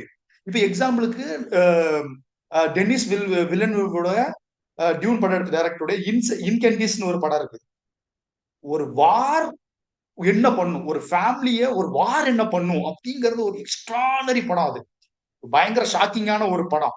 சோ பொதுவா வார பத்தியான வாருங்கிறது இப்படி நம்ம எப்படிலாம் சண்டை போட்டு ஜெயிச்சோம் இந்த மாதிரிதான் காட்டுறோம். ஆனா ஒரு குடும்பத்துக்குள்ள அது என்ன மாதிரியான பிரச்சனைகளை ஏற்படுத்துது, அதுதான் வந்து முக்கியமா சத்ரபீட்ட நான் வந்து பாக்குற விஷயம். அதனால அவங்க ஐடியாலஜி ஒரு பக்கம் என்ன நினைக்கிறாங்கன்னா, நம்ம வீட்டுல யாருமே வந்து தியாகிகளே இல்ல, நம்ம இப்படி மோசமா இருக்கிறோமா இப்படி சொல்றாங்க. ஆனா அதே ஒரு ஃப்ரெண்ட் என்ன சொல்றாங்கன்னா, எங்க அப்பா பக்கத்துல இருந்தா கூட நல்லா இருந்திருக்கும், அவர் இந்த மாதிரி சாவ தேவையில்ல, போய் சாவ தேவையில்ல. இவன் வந்து எங்க அப்பா வார்க்கு போகணும்னு நினைக்கிற இடத்துல அவன் ஃப்ரெண்டு வந்து அவங்க அப்பா இருந்து போயிருப்பாரு, என் பக்கத்துலயே இருந்திருப்பாரு, உயிரோடவா இருந்திருப்பாரு இப்படி நினைக்கிறாங்க. சோ இதன் மூலமா அவங்களுடைய ஐடியாலஜி கொஞ்சம் கொஞ்சம் கொஞ்சம் கொஞ்சமா ஷேப் ஆயிட்டே வருது. வாருங்கிறது ஒரு போராளிங்கிறது சொல்ல போனா எதன் மேலேயுமே ஒரு ஒரு கண்மூடித்தனமான ஒரு பற்று இருக்குதுல்ல. ஒரு நாடு, ஒரு ஒரு மொழி, ஒரு மதம், இது எல்லாத்துக்கு மேல ஒரு கண்மூடித்தனமா பற்று வந்து அவங்களுக்கு கிட்டத்தட்ட அவங்க அந்த ஆர்மி அப்படிதான் சொல்லுங்க, அந்த கண்ட்ரிக்காக ரத்தம் கொடு அப்படின்னு கேக்குறாங்க. அதுல ஒரு பையனை வந்து அவங்க சொல்ல போனா பிரெயின் வாஷ் பண்ண அவங்க அம்மா வந்து அழுறாங்க. நீ வந்து ஒரு பிளாஸ்டிக் சாவி கொடுக்குறாங்க அவங்க கிட்ட கொடுத்துருக்காங்க, இந்த சாவி வந்தா நீ வந்து சொர்க்கத்துக்கு போயிருவ அப்படின்னு சொல்லிட்டு அதன் மூலமா தான் அவங்கள இது பண்றாங்க. இதை நினைச்சு அவங்க அம்மா அழுறாங்க. பார்த்தா ஒரு இடத்துல சாவியா விழுந்துட்டு இருக்கு, எல்லா பசங்களும் அப்படி விழுந்துட்டு இருக்காங்கிற மாதிரி ஒரு பிக்சர் அது. சோ இப்படி வந்து ஐடியாஸ்ங்கிறது எப்படி வந்து ஒரு நாடு, ஒரு மொழி, மதத்தின் மூலமா எப்படி வந்து கன்சிஸ்டண்டா மக்களை கரப்ட் பண்றாங்கன்னு ஒரு விஷயம் இருக்குல்ல. இத வந்து ரொம்ப டீப்பா சொல்ல போனா ஒரு குழந்தையோட கண் வழியா சொல்லும் போது இன்னுமே நமக்கு வந்து பதட்டம் அடைய கொள்ளுது. ஏன்னா நம்மளுமே அந்த மாதிரி ஒரு டைம்ல ஷேப் ஆகி வந்திருப்போம். இது சரியில்லை, இது சரியில்லை, இது சரியில்லை அப்படின்னு சொல்லிட்டு போய் திரும்ப வந்து இப்படி போயிட்டு இருக்கிற விஷயத்துல கிட்டத்தட்ட சில நேரங்கள்ல இப்ப சின்ன வயசுல கார்ட்டூன் பாக்குறப்ப நமக்கே ஒன்று தோணிருக்கும், சார் இந்த இடத்துல நம்ம இருந்திருந்தா எப்படி இருக்கும், இந்த இடத்துல வாழ்ந்திருந்தா நமக்கு எப்படி இருக்கும், நமக்கு ஒரு ஆசை இருக்கும். சொல்ல போனா இவங்களோட ஸ்பேஸ்ல நானே போய் இருக்கணுமான்னு எனக்கு ஒரு ஆசை வருது. ஆனா அது ஒரு பதட்டமான ஸ்பேஸ், அவங்க இருக்கிறது எல்லாமே ஒரு பதட்டமான ஸ்பேஸ். சோ இந்த மாதிரி நிறைய விஷயங்கள் எக்ஸாம்பிளுக்கு வந்து இவங்க இந்த கீர்த்தி அவங்க சொன்ன மாதிரி அந்த ஜெர்மன்ஸ் வந்து இந்த கெமிக்கல்ஸ் வந்து 2 கண்ட்ரிக்கு சப்ளை பண்ணி 2 கண்ட்ரி சண்டை போட்டு அவங்களுடைய பேஷன்ஸ் அவங்களே எடுத்து இதெல்லாம் வந்து அன்பார்ச்சுனேட்லி பாத்தீங்கன்னா அவங்க சொல்ற அந்த சத்ரபி சொல்றது நம்ம ரொம்ப வருஷமா வார் பண்ணிக்கிட்டு இருக்கோம் அப்படின்னு சொல்றாங்க. அன்பார்ச்சுனேட்லி இப்ப கூட வார் தான் போயிட்டு இருக்கு அப்படிங்கிறது ரொம்ப என்ன சொல்றது ஒரு ஒரு பரிதாபமான நிலைமை அங்க. சொல்ல போனா ஒரு ஒரு பப்ளிஷிங் கம்பெனி எப்படி வந்து ஒரு ஃபேக் பாஸ்போர்ட் ரெடி பண்ணி வெளியே எல்லாரும் வெளியேறிட்டே இருக்காங்க. இப்படிமான ஒரு சுச்சுவேஷன் வந்து கன்சிஸ்டண்டா அவங்க வந்து சொல்லிக்கிட்டே இருக்காங்க. இந்த மாதிரி ஒரு குழந்தையோட ஆங்கிள் பார்த்தோம்னா இது வந்து ரொம்ப அவங்க ரொம்ப ரொம்ப லைட் ஹார்ட்டடா சொல்லிட்டு போன மாதிரி இருக்குது. ஆனா அது வந்து ரொம்ப ரொம்ப டீப்பான விஷயங்கள் அவங்க பேசுறது ரொம்ப ரொம்ப டீப்பான விஷயங்கள். சொல்ல போனா எனக்கு வந்து இந்த காமிக்ஸ் படிக்கலாம் பெரிய ஆர்வம் எல்லாம் இல்ல. நான் ஃபர்ஸ்ட் பெர்சிபோலிஸ் எப்படி வந்தேன் அப்படிங்கறது பார்த்தேன்னா, என்னுடைய அக்கா பொண்ணு இந்த டீம் இதுல இருக்காங்க, திவ்யாங்கிறவங்க. அவங்களுக்கு வந்து ரொம்ப சின்ன வயசா இருக்கும்போது அவங்களுக்கு சரி படிக்கிற ஆர்வத்தை உண்டு பண்ணணுங்கிறதுக்காக ஒரு காமிக்ஸ் வாங்கி கொடுக்கலான்னு ஃபர்ஸ்ட் நான் வாங்கி கொடுத்தது ஒசாமா தெசுமோட புத்தா சீரீஸ். அதை வாங்கி கொடுத்து 8 புக்கும் படிச்சுட்டாங்க. படிச்சு முடிச்சது அதுக்கப்புறம் எனக்கு என்ன புக் வாங்கி கொடுக்குன்னு தெரியல. அப்ப சும்மா ரேண்டமா ஆன்லைன்ல தேடி போகும்போது இந்த ஸ்ட்ரைக்கிங் போஸ்டரை பத்தி தான் நான் பெர்சிபோலிஸ் வாங்கி கொடுத்தேன். மற்றபடி எனக்கு படிக்கவும் இல்லை. அதுக்கப்புறம் ஒரு லைப்ரரியில வந்து பெர்சிபோலிஸ் படிக்க வாய்ப்பு கிடைச்சிச்சு. படிக்க போதுதான் இது வந்து சிறுவருக்கானது இல்ல, இது வந்து யூனிவர்சல். இதோட ஐடென்டிட்டி வந்து அவங்க வர்ஷா சொன்ன மாதிரி அதோடைய யூனிவர்சிட்டியே வந்து அதோட ஐடென்டிட்டி தான்.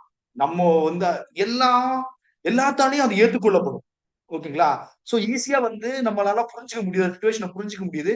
அந்த யூனிவர்சிட்டி தான் அதை வந்து இந்த வரைக்கும் ரீச் ஆகுறதுக்கு பெரிய இதா இருந்திருக்கு. நேத்து 2 நாளைக்கு முன்னாடி அந்த இன்ஃபர்மேஷன் வந்த பிறகு கொஞ்சம் ஷாக்கிங்கா தான் இருந்துச்சு. இந்த மாதிரி என்னோட மனைவி கிட்ட நான் ரொம்ப சில புக்ஸ் தான் நான் ஷேர் பண்ணியிருக்கேன், இந்த புக்ஸை படிக்கணும். அதுல வந்து சத்ரபியோடது ஒன் ஆஃப் த புக்ஸ். அவங்க படிச்சுட்டு அவங்களுக்குமே ரொம்ப பிடிக்கும், சத்ரபியோடைய புக்ஸ் பிடிக்கும். ஸோ இன்னும் சொல்ல போனா இன்னும் அஸ் அ டிசைன் ஆகும், அஸ் அ கலர்ஸ் ஆகும், அவங்க யூஸ் பண்ணியிருக்கிற பேட்டர்ன்ஸை வச்சு இன்னும் நிறைய நிறைய பேச முடியும். எக்ஸாம்பிளுக்கு அவங்க வளரும் போது அவங்களுடைய காஸ்டியூம்ஸ் எப்படி பூ போட்டதா இருக்குதோ, அவங்க வளர்ந்த பிறகு எப்படி பிளைனா மாறுறதோ, அந்த மாதிரி நிறைய நிறைய விஷயங்கள் வந்து பேச முடியும். ஒரே ஒரு விஷயம் மட்டும் கடைசியா சொல்லி முடிக்கிறேன். எக்ஸாம்பிளுக்கு அந்த பேஜ் நம்பர் 142 அவங்களோட ஃப்ரெண்ட் ஒருத்தர் பேபி பாபா லேவிஸ்னு ஒருத்தர் ஒரு ஜூவிஷ் ஃபேமிலி வந்து இறந்து போயிருப்பாங்க. அப்போ வந்து அவங்க அம்மாட்ட கேட்பாங்க, இந்த மாதிரி எதுக்கு பாம்பு போட்டு கொண்டுட்டாங்களா அப்படின்னு கேட்பாங்க. அப்போ இல்ல, அவங்க வந்து ஃபேமிலி எங்கேயோ வெளியே போயிருப்பாங்க, தப்பிச்சிருப்பாங்க. ஆனா இட்ஸ் அ சாட்டர்டேனா ஜூவிஷ் எங்க இருந்தாலும் வீட்டுக்கு வரும் அப்படிங்கிறது இருக்கும்போது, இப்ப இவங்களுக்கு புரிஞ்சு போயிடும், நம்மள அம்மா வந்து நம்ம இது பண்ண வருத்தப்படக்கூடாதுன்னு மாத்தி சொல்றாங்க அப்படின்னு சொல்லிட்டு தெரிஞ்சு அப்படி போய் பார்ப்பாங்க. அந்த இடத்துல அவங்க வீடு வந்து இது பண்ணி கிடக்கும், ஒரே ஒரு பிரேஸ்லெட் மட்டும் அங்க கிடக்கும். அப்போ அவங்க வீட்டுக்கு வருவாங்க. வீட்டுக்கு வந்துட்டு அந்த ஒரு ஸ்கொயர் வரைஞ்சிருப்பாங்க. No one could have relieved my suffering and my anger அப்படின்னு சொல்லிட்டு ஒரு டார்க் ஒண்ணுமே இருக்காது. ஜஸ்ட் டார்க்னஸ் மட்டும் தான் இருக்கும். அதுல ஒரு எந்த இன்ஃபர்மேஷனுமே சொல்லிருக்க மாட்டாங்க. இதுக்கு மேல அவங்களோட மாஸ்டரியை சொல்றதுக்கு ஒண்ணுமே தெரியாது. அதாவது எங்க போடணும் தெரியாது, எங்க வரையவே கூடாதுன்னு ஒண்ணு இருக்குதுல்ல, அந்த பிரில்லியன்ஸ் வந்து ஒண்ணு போதும் அவங்க மாஸ்டரின்னு சொல்றது. ஏன்னா இவனுக்கு வந்து ஒண்ணுமே வரையல, அதுக்கு அவ்வளவு வரைஞ்சிருக்காங்க இதுக்கு முன்னாடி. ஓகேங்களா? இதுல அவங்களுக்கு ஏதாவது ஒண்ணு ஒப்பாரி வச்சு ஏதோ ஒண்ணு வரைஞ்சிருக்கலாம். ஆனா just she kept on darkness. She saying no scream could have relieved my suffering and anger அப்படின்னு சொல்லிட்டு இருப்பாங்க. ஸோ நான் இப்போதைக்கு இது ஒண்ணுதான் படிச்சிருக்கேன். ஆக்சுவலா பெர்சிபோலிஸ் மட்டும் தான் படிச்சிருக்கேன். அதோட இன்ன வருஷன் நான் படிக்கல. மெயினா இது வந்து தமிழ்ல வந்திருக்கு. நம்ம ஹெட் ஸ்டோரிஸ் நம்ம நிவேதிதா சொன்ன மாதிரி தமிழ்ல வந்திருக்கு. இதுக்கு ஒர்க் பண்ணவங்க பிரெஞ்சு இன்ஸ்டியூட்ல சேர்ந்த கண்ணன், அப்புறம் வந்து மொழிபெயர்ப்பாளர் நட்ராஜ், அப்புறம் வந்து டிசைன் பண்ணவர் வந்து மிஸ்டர் ரவிச்சந்திரன் சொல்லிட்டு காஞ்சிபுரத்துல தான் இருக்கிறார்.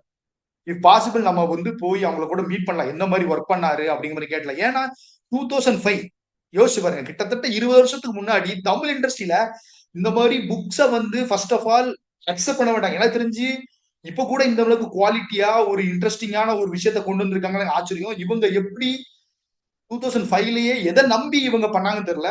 விடியல் பதிப்பகம் அந்த விஷயத்துல பண்ண விஷயம் வந்து ஒன் ஆஃப் த என்ன சொல்றது, தமிழ் இண்டஸ்ட்ரியில நீ எடுத்தீங்கன்னா இந்த ஒர்க் இருக்கும். சொல்ல போனா எனக்கு தெரிஞ்ச ரைட்ஸே வாங்காம தான் பண்ணிருப்பாங்க அந்த டைம்ல. ரைட்ஸே வாங்காம தான் பண்ணிருப்பாங்க. சோ இவர் சொல்லுவாரு, அது யாரு, அவர் சொல்லுவாரு, உனக்கு ஒரு படம் எடுக்கணுமா, ஏதாவது எந்த இது நீ எதைனாலும் ஃபேக் பண்ணு, ஒரு குவாலிட்டி திங் கொண்டு வரணுமா, you can fake any thing அப்படிம்பாரு. சோ அந்த மாதிரி இவங்க வந்து எந்த தைரியத்துல இவங்க பண்ணாங்கன்னு தெரியல. எவ்வாறு வருமா அப்படின்னு நினைச்சுட்டு பண்ணாங்களான்னு தெரியல, ஆனா பண்ணிட்டாங்க. ஆனா பண்ணது கூட அவங்களுக்கு என்ன யோசிச்சு பாருங்க, ஒரிஜினல் கிடைக்காது. அவங்க ரீஇன்ஜினியரிங் பண்ற மாதிரி ரீவொர்க் தான் பண்ணணும். அதை எடுத்து ஸ்கேன் பண்ணி இண்டிவிஜுவலா அதை இங்கிலீஷ்ல தான் அழிச்சு திரும்ப பண்றதுக்கு ஒரு எக்ஸ்ட்ராடனரி ஒர்க். இதுக்கு பின்னாடி போயிருக்கிற இப்ப கூட டிசைனர்ஸ் இருக்கிற மாதிரி அது எதுவுமே இருந்திருக்காரு. ஸோ அவங்களுக்கான டியூ வந்து நம்ம கண்டிப்பா கொடுக்கணும்னு நினைக்கிறேன். இன்னுமே அதோட காப்பீஸ் வந்து இருக்கு. யாரா இன்ட்ரெஸ்டட் பீப்புள் வந்து கண்டிப்பா விடியல் பதிப்பகத்தோடைய ஒர்க்கை நீங்க வாங்கலாம். எனக்கு தெரிஞ்சு அது ஒரு ஒர்த்தி, உங்க கலெக்ஷன்ல இருக்க வேண்டிய ஒரு ஒர்த்தான புக்கு. நானுமே ஒரு 4-5 காப்பி வாங்கி வைக்கணும். நான் நாளைக்கு அது பெரிய விலையாகும், நான் விற்கலாம் அதை வச்சு.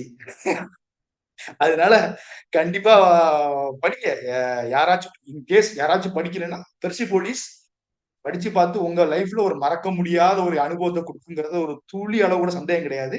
ஒரு கிராபிக்ஸ் நாவல் பிடிக்காத ஒருத்தன் சொல்றேன், படிச்சேன்னு சொல்றேன், துளி அளவு நம்பிக்கை ஏமாத்தாது. நன்றி.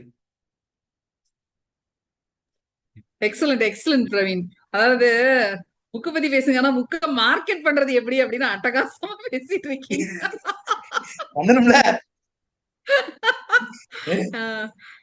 ரொம்ப அருமையான இது. ஆக்சுவலா நீங்க அந்த காட்சிகள் வந்து இவ்வளவு தூரம் ஞாபகம் வச்சு கரெக்டா சொல்றது இருக்கு இல்லையா, அந்த ஒரு அந்த பாயிண்ட், அது கரெக்டா ஃபுல்லா வந்து பிளாங்கா இருக்கிறது, ஃபுல் பிளாக்கா இருக்கும், பிட்ச் பிளாக்கா இருக்கும், வேற எதுவுமே இருக்காது அந்த இடத்துல. அந்த ஆங்கரை வந்து நீங்க வேற எப்படி சொல்ல முடியும்ன்றது இருக்குல்ல, அந்த அவங்களுக்கு அந்த இடத்துல பொய்டிக்கான. அவங்களுக்கு ஒரு சின்ன ஸ்ட்ரைக் கூட இல்ல அதுல அவங்களுக்கு. உண்மை என்ன பண்ணு யோசிச்சு பாருங்க. ஏன்னா அப்ப உண்மையிலேயே அவங்க மைண்ட்ல அந்த மாதிரி இதை கரெக்டா கொண்டு வந்திருக்காங்கிறது அதுதான் எக்ஸாம்பிள். எக்ஸாக்ட்லி. ஏன்னா இப்போ ஒரு இது வந்து ரொம்ப ஒரு ரேர் காம்பினேஷன் சத்ரபியோடைய ஒர்க்கை பொறுத்த வரைக்கும். ஏன்னா ஒரு ஆத்தர் அப்படின்னா ஆத்தர்ன்றவங்க வந்து கதை எழுதுவாங்க, அவங்களுடைய சுயசரிதையை எழுதிட்டு போவாங்கங்கிறது தான். அது இது வந்து எழுதாம இது வந்து கம்ப்ளீட்டா வந்து இது ஒரு கார்ட்டூனா ஒரு கிராஃபிக்கா அதை கொண்டு வந்ததுதான் வந்து அவங்களுடைய பெரிய சக்சஸ். அவங்க ஆர்ட் படிச்சதுடைய ஒரு பெரிய யூஸா வந்து இதுதான் இருந்திருக்குமோ அப்படின்னு எனக்கு தோணுது. Because she didn't want to do art first. அவங்க லைஃப் எப்படிலாம் கடத்திட்டு போச்சோ அப்படிலாம் வந்து அவங்க டிராவல் பண்ணி தான் அவங்க போயிருக்கிறாங்க. பாதியில கோர்ஸை விட்டுட்டு வந்து போக முடியாம திருப்பி மாட்டி திருப்பியும் வந்துட்டு போய் she rebuilt her life right from scratch. அதான் அவங்க லைஃப்ல வந்து I think that is the best lesson that we can take. ஏன்னா எல்லாருமே வந்துட்டு ஒரு வேவேர்டா நம்மளுடைய அந்த கம்மிங் ஆஃப் ஏஜ் நம்ம சொல்லக்கூடிய அந்த டீனேஜ் தாண்டி வரக்கூடிய அந்த பிரச்சனைகளை நம்ம எல்லாருமே தான் ஃபேஸ் பண்ணுவோம். அந்த ஒரு growing up in an alien land அதை வந்து அவங்க கரெக்டா நெகோஷியேட் பண்ணிருக்காங்க. அது தப்பு பண்ணிருக்காங்க, ஃபால்டட் தேர். ட்ரக்ஸ் பண்ணிருக்காங்க, எல்லாமே பண்ணிருக்காங்க, தப்பு பண்ணிருக்காங்க. ஒரு கட்டத்துக்கு மேல படிக்க முடியாம திருப்பி ஈரானுக்கு போயிருக்கிறாங்க. Then she bounce back from it. அந்த பவுன்சிங் பேக் இருக்குல்லையா, அது வந்து அவங்க லைஃப்ல ரொம்ப முக்கியமான ஒரு இதான் நம்ம பார்க்க வேண்டிய பர்சன். அதான் திருப்பி திருப்பி நம்ம சொல்ற ரெசிலியன்ஸ், அந்த ஸ்ட்ரென்த் இருக்கு இல்லையா, இல்ல I will come back in my life அப்படின்னு சொல்லி அவங்க கொடுத்த அந்த கம்பேக் வந்து ரொம்ப முக்கியமானதா நம்ம பார்க்க வேண்டியிருக்கு. ஆனா இவ்வளவு பெரிய கம்பேக் கொடுத்துட்டு கடைசியில வந்து அந்த அம்மாவை போயிட்டு அவங்க வந்து நெஞ்சு வலிச்சு செத்து போயிட்டாங்கன்னு சொல்றது வந்து என்னால அதை அக்செப்டே பண்ண முடியல. நிஜமாவே அந்த அம்மா இருந்தா இந்நேரம் வந்துட்டு because she such a strong personality. எனக்கு தமிழ் புக்லயும் எனக்கு பிடிச்ச ஒரு பேஜ் நான் வந்து மார்க் பண்ணி வச்சிருந்தேன். இதுதான் picture of her. She is that person. இந்த பர்சனை வந்து ஹஸ்பண்ட் இறந்து போயிட்டாரு, அதனால அவங்க வந்து மனசு வலிச்சு போய் அவங்க இறந்துட்டாங்கன்னு சொல்றது வந்து என்னால I simply can't accept. And இது வந்து எனக்கு இந்த பர்டிகுலர் பீஸ்ல உள்ள அந்த டிரான்ஸ்லேஷன் இருக்குல்ல தமிழ்ல, உண்மையில் உலகின் உச்சியில் இருப்பதாக நான் உணர்ந்தேன். மலைகள், நீலவானம், சூரியன் இவை அனைத்தும் என்னோடு ஒத்திசைந்தன. என் சிந்தனையும் என் உணர்வும் கொஞ்சம் கொஞ்சமாக ஏதோ ஒரு வண்ணத்தை பெற தொடங்கின. இந்த பிளாக் அண்ட் ஒயிட் இதுல அவங்க சொல்ற அந்த விஷயம் இருக்குல்ல, என் உணர்வும் என் சிந்தனையும் என் உணர்வும் கொஞ்சம் கொஞ்சமாக ஏதோ ஒரு வண்ணத்தை பெற தொடங்கினு சொல்லும் போது இமேஜரி வந்து அப்படியே கம்ப்ளீட்டா டிராஸ்டிக்கா பிளாக்ல கொடுத்திருப்பாங்க. இந்த இடம் வந்து I think it is one of the most poetic portions இந்த தமிழ் டிரான்ஸ்லேஷன். எனக்கு தமிழ் டிரான்ஸ்லேஷன்ல வந்து நிறைய நமக்கு ரொம்ப டவுட்டா இருக்கும்ல, இந்த இடத்துல கரெக்டா உட்காருமா, சென்டென்ஸ் கரெக்டா இருக்குமா, அவங்க சொல்ற விஷயங்கள்லாம் சரியா வருமா அப்படின்னு. அது வந்து ரொம்ப பியூட்டிஃபுல்லா வந்து தமிழ் டிரான்ஸ்லேஷன்ல பண்ணிருக்காங்க. ரெண்டையுமே வந்து நீங்க கம்பேர் பண்ணி பக்கத்துல வச்சு வாசிச்சீங்கன்னா you won't feel like you're reading a translation book at all. எப்பயுமே கண்ணன் சாருடைய எடிட்டிங்ல வந்து the best thing that comes out is like எது ஒரிஜினல்னு நமக்கே சந்தேகம் வந்துரும், அந்த மாதிரி பண்ணக்கூடிய ஆள். அதனாலதான் இந்த ஒர்க் நீங்க சொல்ற மாதிரி 2005ல இந்த வேலையை வந்து அவங்க செஞ்சாங்கிறது வந்து இட்ஸ் ரியலி ரியலி ரிமார்க்கபிள். ஏன்னா அந்த சத்ரபியுடைய பெயரை இன்னைக்குதான் வந்து நமக்கு இன்டர்நெட் வந்து இவ்வளவு தூரம் ப்ரொலிஃபரேட் ஆயிருக்குது. at a flick of a button we can know so many things. உலகமே நம்ம கை ஒரு சின்ன ஸ்மார்ட் போன்ல இன்னைக்கு இருக்கு. 2005ல இந்த புக் வந்து படிச்சு கேள்விப்பட்டு நீங்க சொல்ற மாதிரி ஒரு குருட்டு தைரியத்துல ரைட்ஸ் வாங்காம நடக்கட்டும் போடா அப்படின்னு சொல்லி இது டிரான்ஸ்லேட் பண்ணது. சிவாலாம் ரொம்ப நம்ம கண்ணன் தான் நல்லா பிரஸ் பண்ணி, பட் சிவா வந்து எதுக்கு தமிழுக்கு இதுக்கு இது இந்த மாதிரி ஒரு இது எதுக்கு அப்படி, ஏன்னா பியூர்லி அவங்க இங்கிலீஷ் ரிலேட்டட் புக்ஸ் தான் நிறைய போடுவாங்க, பட் இது எதுக்கு அப்படின்னு. But somehow they sensed it early, very early. Very early. அந்த வகையில பார்க்கும்போது தமிழுடைய ரொம்ப முக்கியமான ஒரு டிரான்ஸ்லேஷன் ஒர்க்ஸ்ல வந்து இந்த ஒர்க் நிச்சயமா காலம் கடந்து வந்து இது நிக்கும் அப்படின்னு நம்ம தாராளமா சொல்லலாம். ஏன்னா கிராபிக் ஒர்க்கை வந்து இந்த மாதிரி பண்றது வந்து அவ்வளவு ஈஸி கிடையாது. இப்ப குட்டி இளவரசன் பண்ணும்போது குட்டி இளவரசன்ல என்னென்ன சிக்கல்களை சந்திச்சாங்க அப்படிங்கறத ஸ்ரீராம் பேசுறாரு. ஸ்ரீராம் என்ன சொல்றாருன்னா, அந்த படங்கள் எல்லாமே வரைஞ்சு திருப்பியும், ஏன்னா அங்க இருந்து அவங்களால வந்து படத்தை வாங்குறதுக்குரிய வசதி 90கள் 80கள்ல அந்த புக்கு வந்த காலகட்டத்துல கிடையாது. அதனால இன்னொரு ஆர்டிஸ்ட வச்சு அந்த படங்களை அப்படியே ரெப்ளிகேட் பண்ணி அதை உட்கட் பிரிண்ட் எடுத்து பப்ளிஷ் பண்ணாங்க அப்படின்றத வந்து அவரு சொல்றாரு. அப்போ அந்த காலத்துல இந்த மாதிரி கிராபிக் புக்ஸ் பண்றது வந்து அவ்வளவு கஷ்டமா இருந்திருக்கு. குட்டி இளவரசன்ல வந்து ஒரு 4-5 இமேஜ் இருந்திருக்கும், அவ்வளவுதான் இருந்திருக்கும். அதுக்கே வந்து அவங்க அவ்வளவு சிரமப்பட்டிருக்காங்க ஆர்டிஸ்ட் வச்சு திருப்பி ரீவொர்க் பண்ணி. இதெல்லாம் நீங்க இமேஜின் பண்ணி பாருங்க. இது வந்து ஒரு பேஜ் செட்டப்புக்குள்ள, அதுவும் வந்து வேர்ட்ஸ் எவ்வளவு ரெஸ்ட்ரிக்ஷன் உங்களுக்கு இருந்திருக்கணும். இங்கிலீஷ் வேர்ட்ஸ் இவ்வளவுதான் இருக்கு, அதுக்குள்ள நீங்க அந்த பாக்ஸுக்குள்ள நீங்க கண்டென்ட் தமிழ் கண்டென்ட்டை கொண்டு வரணும் அப்படின்றது. ஹீ கம்ஸ் அப்படின்னு நம்ம ரொம்ப ரொம்ப எளிதா நம்ம வந்து சொல்லிட்டு போயிடுவோம் இங்கிலீஷ்ல. நீங்க தமிழ்ல ஹீ கம்ஸ் அப்படின்றத அந்த ஸ்பேஸுக்குள்ள நீங்க அடைச்சு பாருங்களேன். வாய்ப்பே கிடையாது. அவன் வந்து கொண்டிருக்கிறான், ஜோலி முடிஞ்சிச்சு, எங்க போடுவீங்க நீங்க அத? அப்ப இது எவ்வளவு கஷ்டமான ஒர்க்கா அது இருந்திருக்கும் அப்படின்றது வந்து அந்த ஸ்பேஸ் ஆமா. ரெஸ்ட்ரிக்ஷன் எல்லாம் வச்சு நம்ம பார்க்கும்போது புரிஞ்சுக்க முடியுது. So it's really remarkable work. Balachandran translation and I think editing வந்து கண்ணன் அண்ட் கண்ணன், இன்னொன்னு யார் கண்ணன் சார் இல்லாம பாலச்சந்திரன், கண்ணன், அப்புறம் வந்து பாலச்சந்திரன், கண்ணன் டிசைன் பண்ண சார், வந்து ரவி ரவிச்சந்திரன் டிசைன் வந்து பிரபாகர். ரவிச்சந்திரன், நீங்க சொன்ன மாதிரி. So Ravichandran. Ravichandran, such a remarkable work that we are looking at. So இனி இப்ப வந்து உங்களை வந்து வாசிக்கிறதுக்குள்ளார கொண்டு வந்து திவ்யா இருக்கிறாங்க. திவ்யா பெர்சபோலிஸ் பத்தி நீங்க என்ன பேசணும்னு நினைக்கிறீங்களோ பேசுங்க, அது வாசிச்சிருக்கிறதுனால. வெல்கம் திவ்யா. வீடியோ ஆன் பண்ண முடியுமா? Yeah. Hi. Hey, Hi, yes, ma'am. welcome. பேசுங்க. So I am an visual artist student. I just completed visual communication. So I read this book 2 days back, and all I felt is Satrapi has basically shown the life of how hello. Yeah. கேக்குது. Satrapi has just showed how a small kid would go through all the struggles in Iran. And when I read the book, I got to know a lot of things. So I would like to talk about the illustrations. So firstly, this book is completely based on innocence. So when it comes to this image, we can see that she starts talking to Anush. Anush is her uncle, and when her uncle says stories regarding how he had come and where he moved to, all of a sudden she is like, "We'll take a break. Can I make a hot coffee for you?" So it's like we get to know how innocent Satrapi has been during her childhood, and later on when Anush, her uncle, states that he flew away from this place to meet his parents, there is an illustration which says, which shows that he's just moving away from the mountains to their parents' home, and all the thing, or like whatever is shown over here, is just a moon, a mountain, and the footsteps. I think the more minimalistic way of showing things has been in Persepolis. And later, I would like to also mention that, as Varsha ma'am said before, she's not mentioned about the title. I would like to mention about the title. Every title has its own icon. So it's like the title is the cigarette and the heroes, the trip, the passport. So there is this smart move which Satrapi has done with her illustrations. That is, when the title is given as a cigarette, she's mentioned it's the glimpse of the context. So it's like she has drawn that, and later on, when it is about the wine and the desperate need of wine during the war, and when there is a shortage of gasoline, and there is no stock of food, and when all the supermarkets are closed, they are still desperate to have parties during Saturdays, and they want to have some fun time too when the war is going on. So this is page number 103, where the wine is the title of the chapter is wine, and you can see that when the bomb is blast, all of them start running. All of them say that we have to go to the basement, and this is a genius way of illustrating.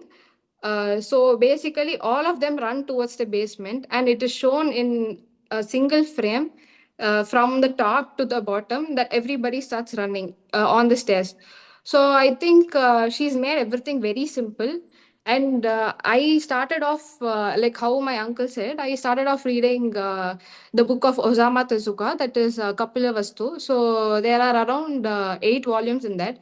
I've read many other comics too, because that is how I started, like Supandi. I think all of you would have, wanted to know about cartoon. You would have read some sort of cartoon when you were very young. So the same way I started off reading like that. And this is something which I recently read, and The genre was a really very different one. Uh, they actually mention it as graphic art, but as a visual artist student, I would say usually graphic art is something that is colorful, or something that has a lot of mid-tones like gray, shadows, highlights, black and white. But when you see all of Satrapi's illustrations, you can see only black and white. So she's not even used gray shades. She's only used black and white. Like how Varsha ma'am told, I would like to add up to it that black and white, the black and white is not even a color. The hardest part is to combine black and white and somehow give shades to the character which they want to know, and show the people like this person is the other character, and every character will have an individuality. So I think she's done it in a very smart way. And like how I said about the stairs, there is one more page, which is the page number 71, where her mom says there is bombs being blasting everywhere. So you should go back to the basement. This is the most insane page where I think every teenage girl would have gone through. This is the part where her crush goes away, like he flees to a different country, and she feels almost this page and this box, it says how much she felt. She literally liked that guy, but she didn't want to let him go. Like I think Satrapi is very intelligent in showing, like conveying emotions through black and white. And this image says that she had to go to the basement. She was already way off, because she was not even breaking out, and she was not even thinking of whatever was happening outside the house. She was not in the mode of listening to her mom as well. So it signifies that she was in her own world. And there is one more thing, the same way. This is an illustration in page number 89. So this is one of the smartest to move. It is like I could see how, as an everybody will have their own style. So I have read a lot of comics because I grew up reading comics. And this page, in page number 89, it shows when it actually said that when all the people over there start fleeing to different countries. So during that time, and there is a bomb blast happening over there. So it's like, see, you can see the fire, that is a bomb, which signifies the bomb blast, as well as the car, which is moving away from the city, and people are fleeing. And you can also see the paths. So there are like various paths over here. So it's like people from all over the country are moving to a different place. So I don't know who would do that. I as an artist, I am a freelancer, and as well as learning to know a lot about art and illustrations. I don't know who would do this. This is very like as I said before, there is something very unique in our illustrations.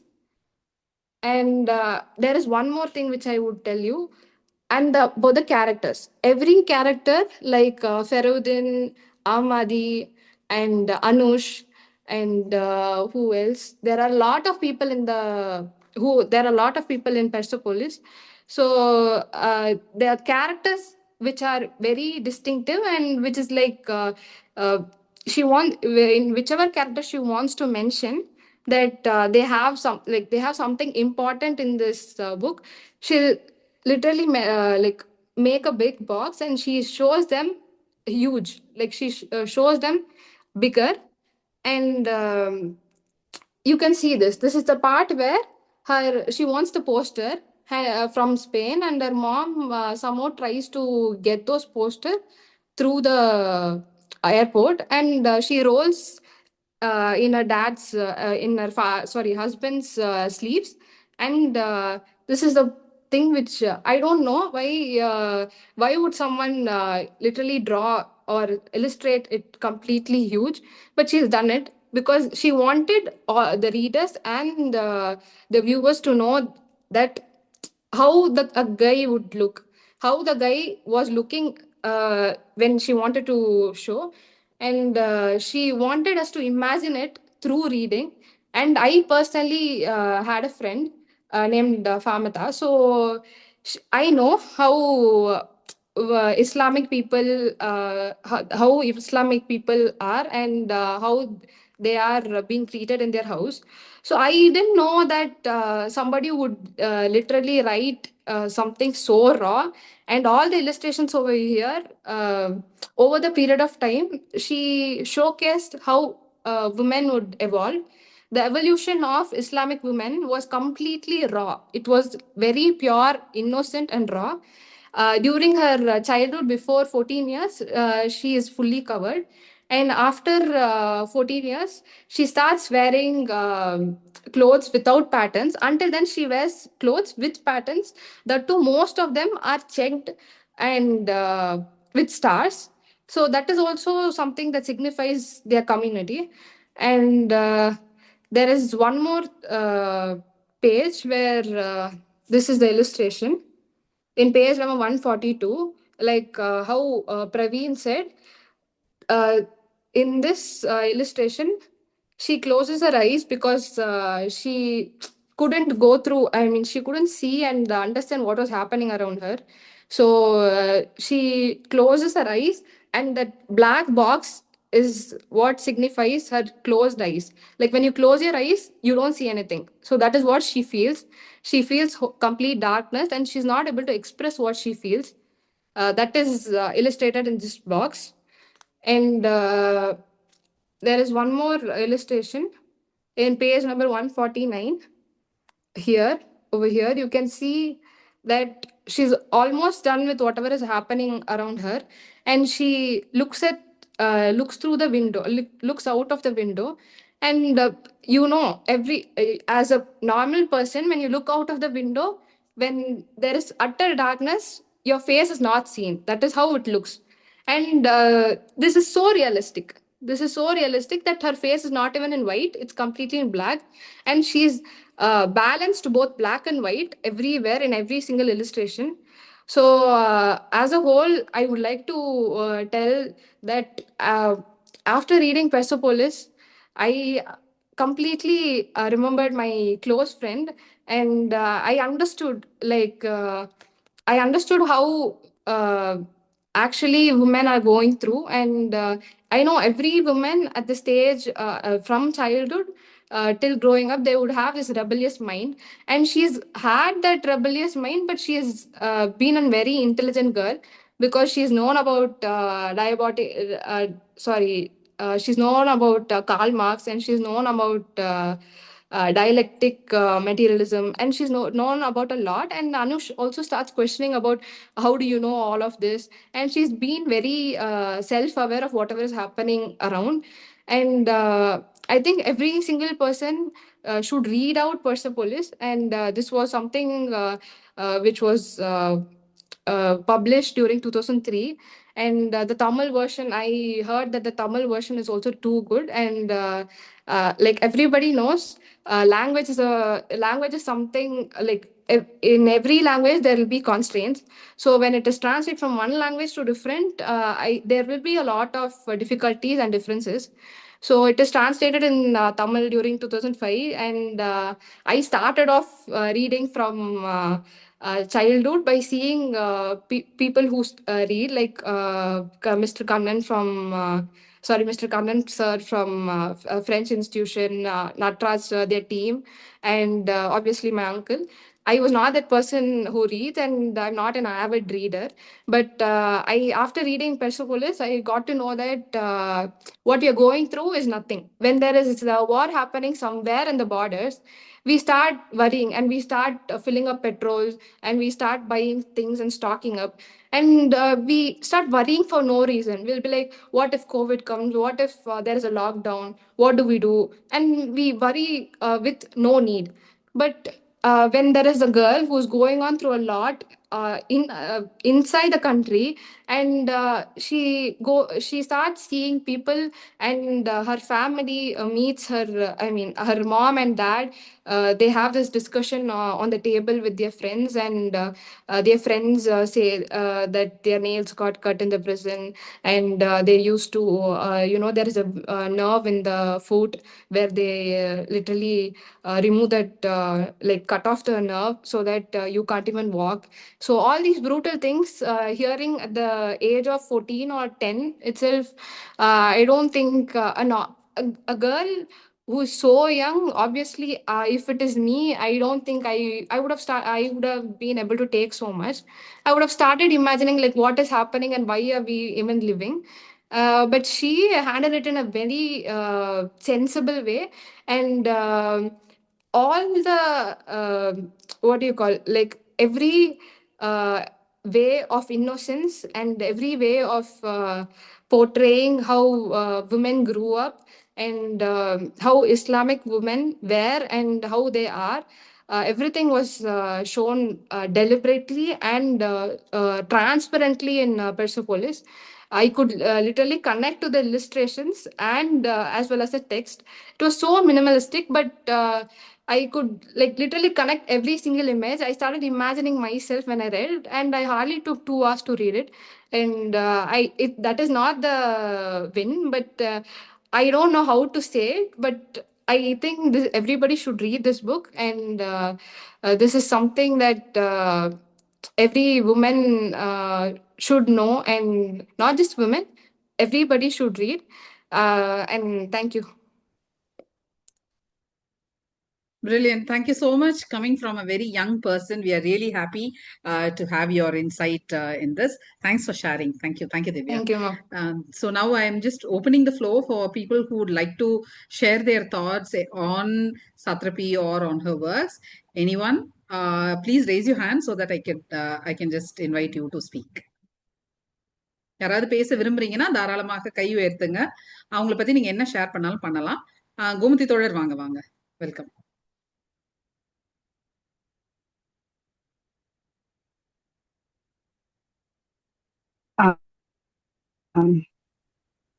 Hello, everyone. For arranging this meeting. Actually, I got emotional when I heard the news that she passed away yesterday. Really? Okay. எனக்கு வந்து இந்த பெர்சபோலிஸ் நாவல் வந்து like தண்ணி இல்லாத காட்டுல போய் விட்டவங்களுக்கு ஒரே ஒரு பாட்டில் தண்ணி இருந்தா எப்படி இருக்கும், அந்த மாதிரியான ஒரு நிலைமையில வேற ஒரு ஊர்ல இருக்கும்போது இந்த கொஞ்சம் புக்ஸ் ஆகிட்டு இருந்தது. அதுல இது ஒரு புக். இது ஒரு 2-3 தடவை ரீட் பண்ணிருப்பேன். இப்ப ஆனா நான் இப்ப அது நான் இப்ப படிக்கல. ரொம்ப ரீசெண்டா இந்த ஈரான் இஷ்யூ வரும்பொழுது ஐ திங்க் எண்களின் அரசின்னு சொல்லிட்டு மரியம் மிர்சாஹனியும் இவங்களையும் சேர்த்து ஒரு வீடியோ போட்டிருந்தேன் லெட் சயின்ஸ் சேனல்ல இருந்து. இவங்க வந்து டெஃபினட்டா சயின்ஸ் பர்சன் இல்ல, லெட் சயின்ஸ்க்கு தேவையில்லை. பட் ஆனா விஷயத்த பேசணும் போது எனக்கு வந்து ஈரான் அப்படின்னா எனக்கு 2 கேமரா தான். ஒண்ணு இவங்க பெர்சபோலிஸ் இவங்களுடைய ஈரான் இளமை காலமும் நாடு திரும்புதலும், இதுதான் எனக்கு இருந்த ஒரு 2 கண்ணாடி. அதுக்கப்புறம் தேடி தேடி ஈரானிய ஃபிலிம்ஸ் பாக்குறது எல்லாம் இருந்தது. பட் இதுதான் ஃபர்ஸ்ட் கேமரா. இந்த கேமரா என் கிடைக்கும் பொழுது நான் ஒர்க் பண்ணிட்டு இருந்த பிளேஸ்ல மோஸ்ட்லி எல்லாருமே வந்து சங்கீஸ் வித்தின் கோட்ஸ் எல்லாருக்கும் ஒரே தாட் தான் இருக்குல்ல, முஸ்லீம் விமன் முஸ்லீம் கண்ட்ரி எப்படி இருக்கும் அப்படிங்கிறத பத்தி. அதை தவிர உங்களுக்கு வந்து 1980s முன்னாடி இப்படி ஒரு கண்ட்ரி இருந்திருக்கு, அதுல ஒரே ஒரு குழந்தையெல்லாம் வீட்டுல வச்சுப்பாங்க. அதாவது எஸ்பெஷலி இது ஒண்ணு சொல்லுவாங்க இல்லையா, குழந்தைங்க நிறைய பேத்து போடுவாங்க இப்படிலாம். அவங்ககிட்ட நீங்க ஆர்கியூ பண்ணணும்னு போகும்போது இப்படி எல்லாம் இல்ல அப்படின்னு சொன்னா யாருமே ஒத்துக்க மாட்டாங்க. Go and read this book அப்படிங்கிறத ரெஃபரன்ஸ் கொடுக்க முடிஞ்சிச்சு. அண்ட் தமிழ்ல வந்தது இன்னும் ரொம்ப நல்லா வசதியாகவும் போச்சு, இங்கிலீஷ்லயும் இருந்தது. அப்படிங்கிறனால ரெஃபரன்ஸ் வந்து எல்லா லாங்குவேஜ் பீப்புளுக்கும் கொடுக்க முடிஞ்சது. ஸோ எனக்கான ஒரு சண்டைக்கான ஒரு ஆயுதமாகவும் இதை நான் நிறைய இடத்துல பயன்படுத்தியிருக்கேன். அட்லீஸ்ட் ஒரு 100-200 பிளேசஸ்லயாவது இந்த புக்கை ரெஃபர் பண்ணியிருக்கேன். அவ்வளவு வண்டர்ஃபுல் ரைட்டிங். ஒரு எல்லா புக்கையும் படிச்சீங்கன்னா உங்களுக்கு வந்து அவ்வளவு இன்சைட்ஸ் வராது, இதுல அவ்வளவு இன்சைட்ஸ் இருக்கு. சின்ன சின்ன சின்ன விஷயத்துல இருந்து இவங்க எல்லாருமே நிறைய எக்ஸ்பிளைன் பண்ணிட்டாங்க. அதுல அவங்க போய் அந்த காஸ்பியன் சீக்கு வந்து ஒரு பாட்டியும் ஒரு பொண்ணும் பேத்தியும் போகிறதுங்கிறது அன்இமேஜினபிள். ஒரு ஆல்மோஸ்ட் லைக் ரிமோட் பிளேஸ், நிறைய பேர் இருக்க மாட்டாங்க, பிரிஸ்டைன் சீஷோர், அங்க இருக்கிற scent of air you will never get anywhere in the world அப்படிங்கிறது, அதை பத்தின explanations, that is a final farewell. அதுக்கப்புறம் அவங்க திரும்ப வரவே இல்லை. அவங்களுக்கு ஆசை வந்து திரும்ப அவங்களோட கண்ட்ரிக்கு வரணும், அட்லீஸ்ட் தன்னோட பாடியாவது அங்க போகமான்னு எதிர்பார்த்தாங்க. அதுவும் நடக்கலாங்கிறது ரொம்ப ரொம்ப வருத்தமான ஒரு விஷயமா இருக்கு. அது இப்போ வந்து இன்னும் அந்த அந்த அந்த காஸ்பியன் சீக்கு அவங்க பாட்டியும் பேத்தியும் போகிறதுங்கிறது வந்து நம்ம என்ன நினைப்போம், விமன்னா வந்து கண்டிப்பா, அதுவும் இஸ்லாமிக் கண்ட்ரில கண்டிப்பா அவங்க தனியா போகவே வாய்ப்பு இல்லை. ஒரு பாட்டி ஒரு பேத்தியை கூட்டிட்டு போகக்கூடிய ஒரு கல்ச்சர் வந்து அந்த சொசைட்டில இருந்திருக்குங்கிறது ஒரு ஜஸ்ட் டவுன்லைன் ஒரு 45 இயர்ஸ்ல தான் இது எல்லாமே நடந்திருக்கு, சேஞ்சஸ் எல்லாமே. அது நான் பேசும்போது இன்னும் பேக் இந்த புக் வந்தது, கண்ணன் கொண்டு வந்ததுனால எனக்கு ஒரு இமீடியட்டாவே என் கைக்கு வந்திருந்தது அந்த புக்கு. ஸோ அப்பயே படிச்சாச்சு. அந்த பீரியட்லயே இந்த மாதிரி பேச வேண்டியதுங்கிறது வந்து ரொம்ப ஆச்சரியமா இருந்தது. ஒரு 10-15 இயர்ஸ்லயே வந்து ஹோல் கல்ச்சரை நீங்க எரேஸ் பண்ண முடியுது ஜென்ரல் பப்ளிக் மனசுல இருந்து, அப்படிங்கிறது தான் எனக்கு எனக்கு அந்த நேரத்துல கை கொடுக்கறதுக்கு இந்த புக்கு தான். அப்கோர்ஸ் நானும் அப்படியான ஒரு ஐடியால தான் இருந்திருப்பேன், இந்த புக் என் கைக்கு கிடைக்கலன்னா. பிகாஸ் எது உங்களுக்கு வேர்ல்ட் ஃபுல்லா உங்களுக்கு என்ன விஷயம் சொல்றாங்களோ அதுதான் உங்க காதுக்கு வந்துகிட்டே இருக்கும். இப்படி 1 or 2 புக்ஸ் மட்டும்தான் ஒரு ஐ ஓபனரா நமக்கு வந்து கிடைக்குது, அப்படிங்கிறது வந்து ரொம்ப ரொம்ப முக்கியமான விஷயமா இந்த புக்ல வந்து. அதுக்கப்புறம் இன்னும் ரொம்ப முக்கியமான விஷயம், இங்க எல்லாம் ஒரு லவ் பண்ண ஐயோ கிளியோன்னு குதிச்சுட்டா ஊரை கூட்டி 2 ஆக்கிட்டு இருக்கோம் இன்னமும். பெரிய மானம் போச்சு அது போச்சுன்னு ஒரு ராயல் ஃபேமிலில இருந்து இருக்கிற ஒரு கேர்ள் அவங்களோட இஷ்டத்துக்கு ஒரு லவ்வரை செலக்ட் பண்ண வச்சு, அவங்க அப்பாவுக்கு அது 0 இன்ட்ரெஸ்ட், ஒரு டெட் அகைன்ஸ்ட். ஆனா அது எதையுமே காட்டிக்காம அந்த கல்யாணத்துக்கு அலோவ் பண்ணி, அந்த கல்யாணத்துல அவங்க வெளியில வரதுக்கும் அலோவ் பண்ணி, அதுக்கப்புறம் சொல்லவும் சொல்றாரு, எனக்கு தெரியும் இது வந்து உனக்கு செட் ஆகாதுன்னு, பட் நான் உன்னோட டெசிஷனுக்கு அலோவ் பண்ணேன் அப்படிங்கிறது. அதெல்லாம் வந்து எல்லா பேரண்ட்ஸும் அப்படி இருந்தா போதுங்கிற அளவுக்கு தான் எனக்கு இருக்கு. இப்போ இந்த காலேஜ் கேர்ள் அவங்க ரொம்ப அழகா பேசுனாங்க. அவங்க அப்பா வந்து அவ்வளவு டாலா வரையறது அப்படிங்கிறது வந்து ஆண்கள் வந்து பெரிய பொசிஷன்ல இருந்திருக்காங்க. பட் இந்த பொண்ணோட அம்மாவும் அப்பாவும் 2 பேரும் வந்து ஃப்ரெண்ட்லியா இருந்திருக்காங்க அப்படிங்கிறது வந்து இதுல ரொம்ப முக்கியமா பார்க்க வேண்டியதா இருக்கு எனக்கு. 2 பேருமே நல்ல ஒருத்தருக்கு ஒருத்தர் ரொம்ப ஃப்ரெண்ட்லியாவே இருந்திருக்காங்க. அவங்க ஓகே, இன்டர்நெட் சரியா வரலையோ. அவங்க 2 பேரும் வந்து ஒருத்தருக்கு ஒருத்தர் அவ்வளவு ஃப்ரெண்ட்லியா இருந்திருக்காங்க. அது அவங்களுக்கு 2 பேருக்கு நடுவுல வந்து அந்த மேல் டாமினேஷன் அது மாதிரியான விஷயங்கள் எதுவுமே இல்லாம தான் இருந்திருக்கு அப்படிங்கறது வந்து நம்ம பார்க்க வேண்டியிருக்கு. ஒரு பொண்ணு குழந்தைக்கு கேக்குறாங்க அப்படிங்கிறதுக்காக நீங்க போய் இப்படி ஒரு போஸ்டர் வந்து எவ்வளவு ரிஸ்க் எடுத்து மறைச்சி, அப்படி ஒரு ரெஜிம் இந்த மாதிரியான விஷயங்கள் எல்லாம் வந்து கண்டிப்பா கண்ட்ரோல் பண்ணுவாங்கன்ற தெரிஞ்ச ரெஜிம்ல வந்து அப்படி கொண்டு வந்து ஒரு குழந்தையோடைய ஆசையை தீர்த்து வைக்கிறது, அவங்களோட எல்லா இன்ட்ரெஸ்டையும் வளர்க்க விடுறது அப்படிங்கிறதுலாம் வந்து எக்ஸ்ட்ராடினரி. ஒரு பேரண்ட்ஸ்னா எப்படி இருக்கணும் அப்படிங்கிற ஒன்று அந்த ஒரு டெபினேஷனுக்குள்ள வந்து அவங்க பேரண்ட்ஸ், அவங்க பொண்ணு சிகரெட் பிடிக்கிறான்னு தெரிஞ்சு அம்மா சிகரெட் பிடிக்கிறது, இப்படி நிறைய சீன்ஸ் அவ்வளவு அழகா இருந்தது. டிரான்ஸ்ல நீங்க சொன்ன மாதிரி ஒரு சில புக்ஸ் வந்து டிரான்ஸ்லேஷன் படிக்க ஆரம்பிச்சுன்னா சேக் அப்படி தூக்கி போட தோணும். இந்த புக்கை ஒரு 4-5 தடவை எனக்கு படிக்க வச்ச அளவுக்கு இருந்தது அந்த பீரியட்ல. ஸோ அதுல இருந்து எனக்கு வந்து இவங்களை கண்டினியூஸா எங்கேயாவது ஃபாலோ பண்றதுங்கிறது வழக்கமா வச்சுட்டே இருந்தேன். நேற்று இந்த நியூஸ் கேட்டோன்னு ரொம்பவே கஷ்டமா இருந்தது எனக்கு. Thanks for arranging such wonderful meeting. Bye, thank you. பேசுறவங்க எல்லாரும் ரொம்ப அழகா பேசுனீங்க. Hats off to everyone. எல்லாருமே everyone brought different perspective. Thank you so much தோழர், தேங்க்யூ. வேற யாராவது பேச விரும்புறீங்களா சத்ரபி குறித்தோ அல்லது உங்களுடைய ஒர்க்ஸ் குறித்தோ? வேற யாரும் பேச விரும்புறீங்களா? Anyone else?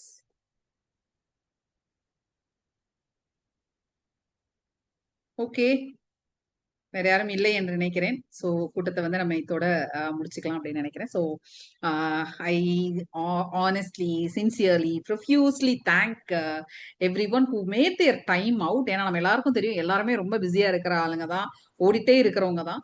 ஸோ இந்த பிஸியான ஸ்கெடியூல்ல அவங்களுடைய நேரத்தை ஒதுக்கி வந்து எல்லாரும் வந்து கொஞ்ச நேரம் சத்ரபி பத்தியும் அவங்களுடைய ஒர்க்கை பத்தியும் பேசுறதுக்கு ஃபர்ஸ்ட் வந்து அக்செப்ட் பண்ணதுக்கு ரொம்ப ரொம்ப நன்றி. I know nothing comes out of this kind of online meetings except that we get to see the people who are like-minded. So அந்த like-mindedness-காக, இந்த camaraderie-காக, இந்த sisterhood-காக இன்னைக்கு இங்க வந்த எல்லாருக்கும் வந்து என்னுடைய sincere thanks from the bottom of my heart. And I think we should carry forward the legacy of Satrapi. நிறைய வந்து நம்ம இந்த உலகத்தை நம்ம தெரிஞ்சுக்கிறதுக்கு ஒரு வாய்ப்பாக வந்து புத்தகங்கள் தான் நமக்கு வந்து தொடர்ச்சியா இருந்துட்டே இருக்கு. ஏற்கனவே பிரவீன் தோழர் சொன்ன மாதிரி தமிழ்ல வந்து இந்த மாதிரி ஒரு புத்தகத்தை 2005 இன்னையில இருந்து we are talking like 20 வருஷத்துக்கு முன்னாடி வந்து இந்த புக்கு தமிழ்ல டிரான்ஸ்லேட் ஆகி இங்க வந்திருக்கு. அதுக்கான ஒரு ரீச் இப்ப கோமதி அந்த புக்கை படிச்சிருக்கிறாங்க. அந்த புக்கை அவ்வளவு அழகா அவங்களால அப்ரிஷியேட் பண்ண முடியுது. அந்த புத்தகத்தை எத்தனை பேர் வாசிச்சாங்கன்ற ஒரு கேள்வி வந்து நமக்கு நிறைய கேட்க வேண்டியிருக்கு. ஏன்னா இப்போ இன்னைக்கு இருக்கிற தலைமுறை ரொம்ப குறிப்பா பார்க்கணும்னா இங்கிலீஷ் புக்ஸை வந்து எவ்வளவு தூரத்துக்கு ஆவலா படிக்கிறாங்க, அந்த அளவுக்கு வந்து டிரான்ஸ்லேஷன் புத்தகங்களை தொடரதே கிடையாது. which is why we lose lot of classic books that come in Tamil. ரொம்ப முக்கியமான நம்ம நிறைய நூல்களை வந்து நிறைய பொருட்செலவு பண்ணி பிற மொழிகள்ல இருந்து நம்ம வந்து தமிழுக்கு கொண்டு வர்றோம். ஆனா அந்த புத்தகங்களை வந்து நம்ம மக்கள் வந்து ஏறெடுத்தும் கூட வந்து பாக்குறது இல்லைங்கிறது உண்மையிலேயே ரொம்ப வருத்தமான ஒரு விஷயமா தான் இருக்கு. But I think things will change.